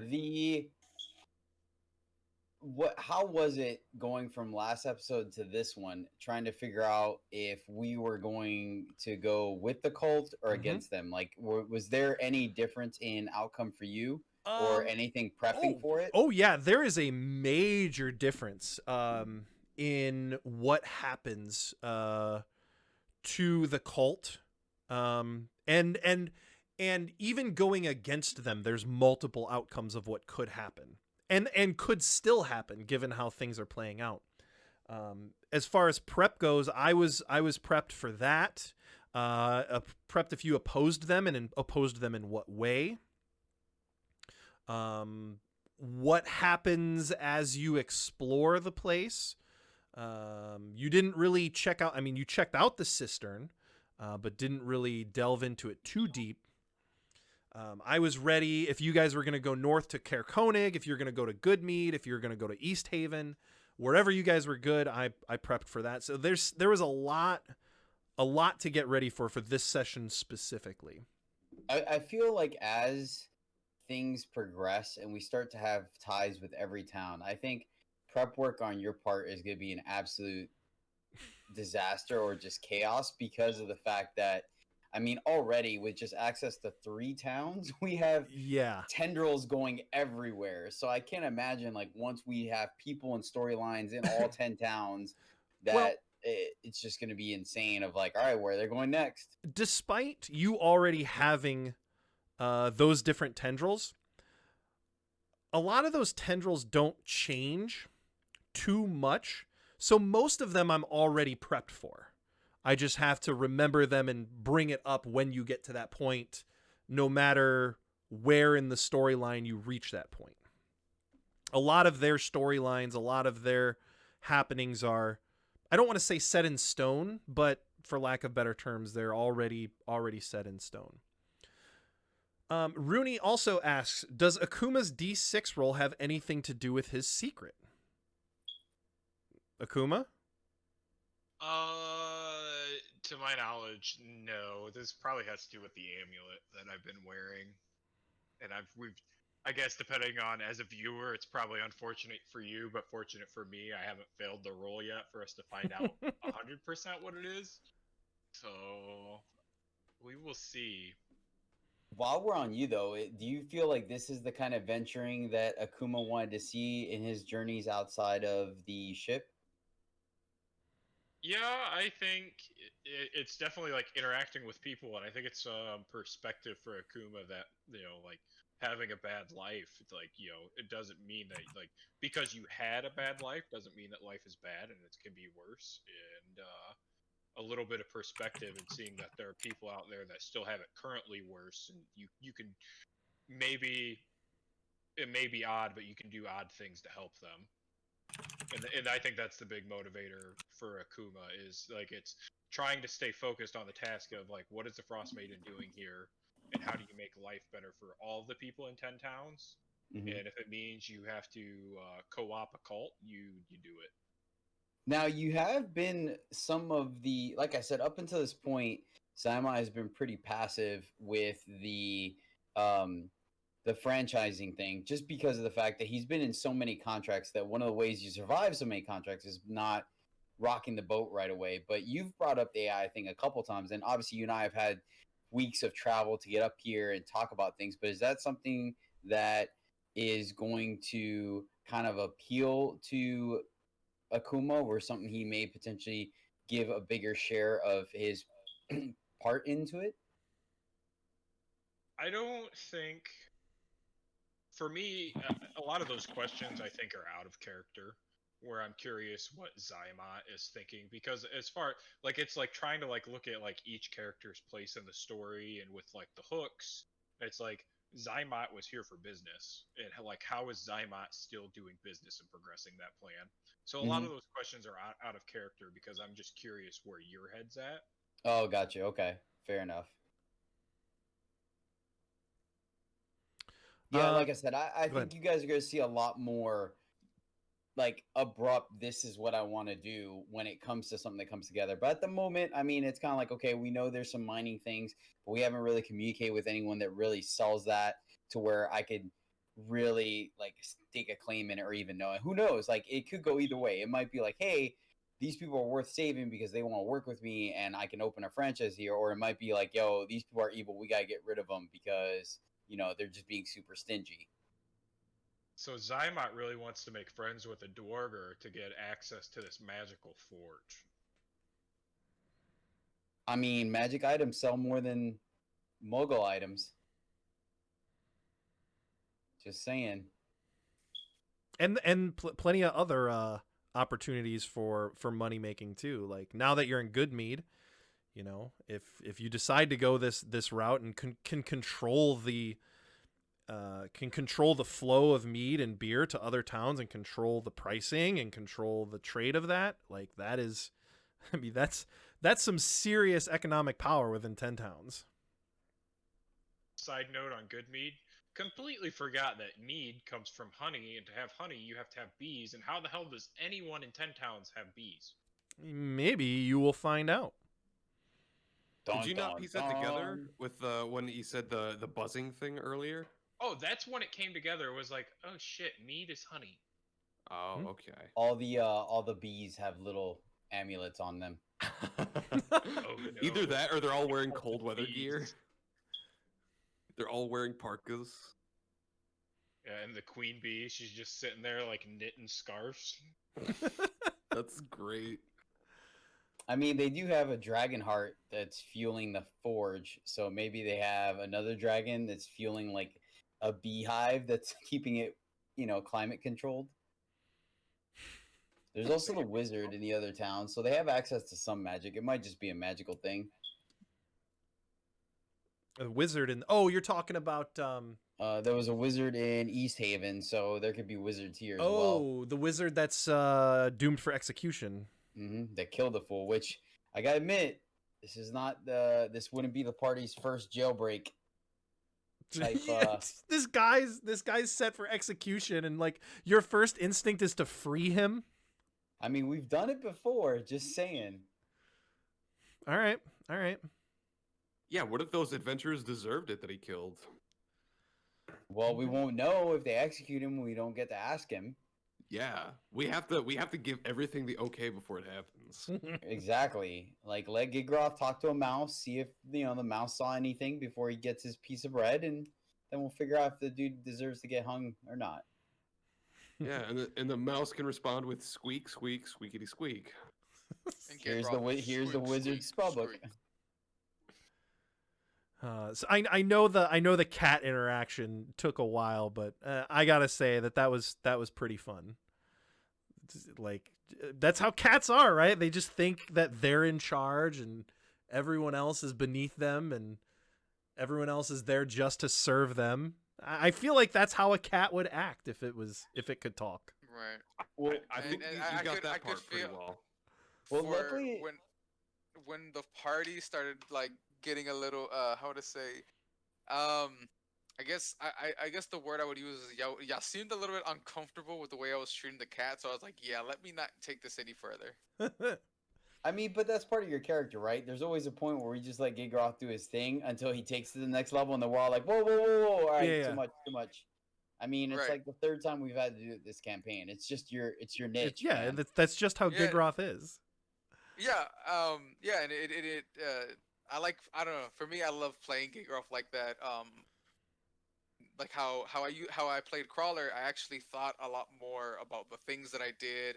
Certain like the whole thing with the water blob or like that water elemental, compared to how Gigroth acts, which is just brute force, intimidation.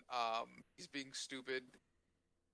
So did Gigroth actually think that this cat was like in charge or is like possessed by the No. soul of Levistus and is actually the master of this place? That would have been such a cool twist if like that's I- actually what happened. So when the cat said, and I agree. So, um, when he said when I spoke to the cat and he said I am his master, I knew that there was two ways that Gigroth took it. There was two ways. One was the cat thinks he's the master, so I'm just gonna play along with the cat that make him think, so that I could see if maybe he knew was where those crystals were. Because you never know. Sometimes maybe the cat was following him. Is like, oh yeah, there's like this big room with like these crystals, or he might have said something like, well, I remember my master. I remember this peasant saying something about crystal. Mm-hmm. And then the other part, and then the other way, depending on how the cat was going to react, like how Cyrus is saying, what if Levistus was living in the cat, you know, walking, and what if that was what he meant by he has a direct line to Levistus, and so, but when the cat, when I was able to make an intimidation on the cat, and the cat was complete, stuck up prick, I was like, yeah, it's just a regular cat. When I think I did that nature check. Yep. It's a regular cat. So I was like, okay, I'm just going to be playing along with the cat to get the information I want. And obviously it did not take. So I was like, all right, got to cut my losses through not by my own means. I had to cut my losses for my party. All right. Does anyone else have anything else they want to discuss or want to talk about? If there's anyone in chat that has questions for the group, now is the time to ask. Okay. If not, I'm gonna make a quick plug here that involves you, Jedi. You are involved with a charity event coming up, correct? I don't know. Yes, I don't know if there's any sort of cross play here. If anyone who is watching would be interested in this, but there's actually a connection here that I don't know if you know. So, Child's Play, which is well, first off, let me tell you. You tell us about your event that you're having. It is a card tournament it's a card tournament through the trading card game or collectible card game known as Eternal that a few of us play here. It is strictly digital. It is a tournament that involves just the lower level of rarity for cards to play with. So the barrier of entry is very low. No money involved whatsoever as far as building your collection and using the cards. And so it's going to be an exhibition match with some prize support from the actual Eternal company, Direwolf Digital. And it's pretty exciting because we are collecting funds to, like you mentioned, Child's Play, which is a charity event by Penny Arcade, which I'll let you get into in a moment, which I believe is part of your crossover. But they acquire and purchase age-appropriate gaming consoles and games for children that are in terminal and extended care in hospitals and things like that to give them a little bit of escape from their current situations and whatnot. So that's the main part of it. It's the part of the Eternal community just kind of coming together. You're more than welcome to watch it at my Twitch channel. I will find the link to the charity while you're talking about it so I can post that. Don't really need to plug my Twitch there. But yeah, it's going to be happening January 9th. And once again, we're just hoping to collect a bunch of funds to donate to Child's Play. So take it away, Nick. Yeah, so Child's Play, as you mentioned, was started by the fine folks over at Penny Arcade. If you don't know, there is a major D&D connection there. So the guys over at Penny Arcade also are the ones who started the D&D group of Acquisitions Incorporated, who's been mentioned on this on this Twitch channel. They have their own podcast. They do their own live D&D stuff. So there's a definite connection there. The guys over at Penny Arcade are awesome. I love their D&D stuff, their live shows, the C-Team series, the Acquisitions Incorporated, and they started this charity, and it's awesome. It's so great that you're choosing that as the charity to support. So even if I guess what I'm getting at is there is a connection there, despite it being Eternal and your event, your charity event there. There's a big connection to Child's Play and D&D and what we're doing here, and I think it's a wonderful charity to support. And if you want to support that charity, you definitely should. either by donations, whether you play Eternal or not, whether you're interested in the event that Jedi is running or not. It's just a fantastic charity to support. And I wanted to give Jedi the opportunity to plug that here because there is a strong connection to tabletop role playing and Dungeons and Dragons with Child's Play. So here's the link. I'll put it in the group chat. Yeah, on so the if Discord. you want to throw that link up in our Discord, you can throw it up in the Twitch chat if you want, which I guess will bring us to the sign off. If you like the show and want to get more involved and want to join our community, you can join our Discord. You can also find all of our past episodes on YouTube. This episode will be up on YouTube tomorrow. And we're just having a lot of fun doing this and glad that everyone can join us. Again, thank you to everyone who stuck around for Crit Chat, all the new followers, subscribers. You guys are awesome. We love having you join us for Dungeons & Dragons. If no one else has anything, I think that's going to be it. So thanks again, everyone. We will see you next Monday. Thanks for playing. See you guys Good later. one, guys. Goodbye. Thanks for watching, everyone.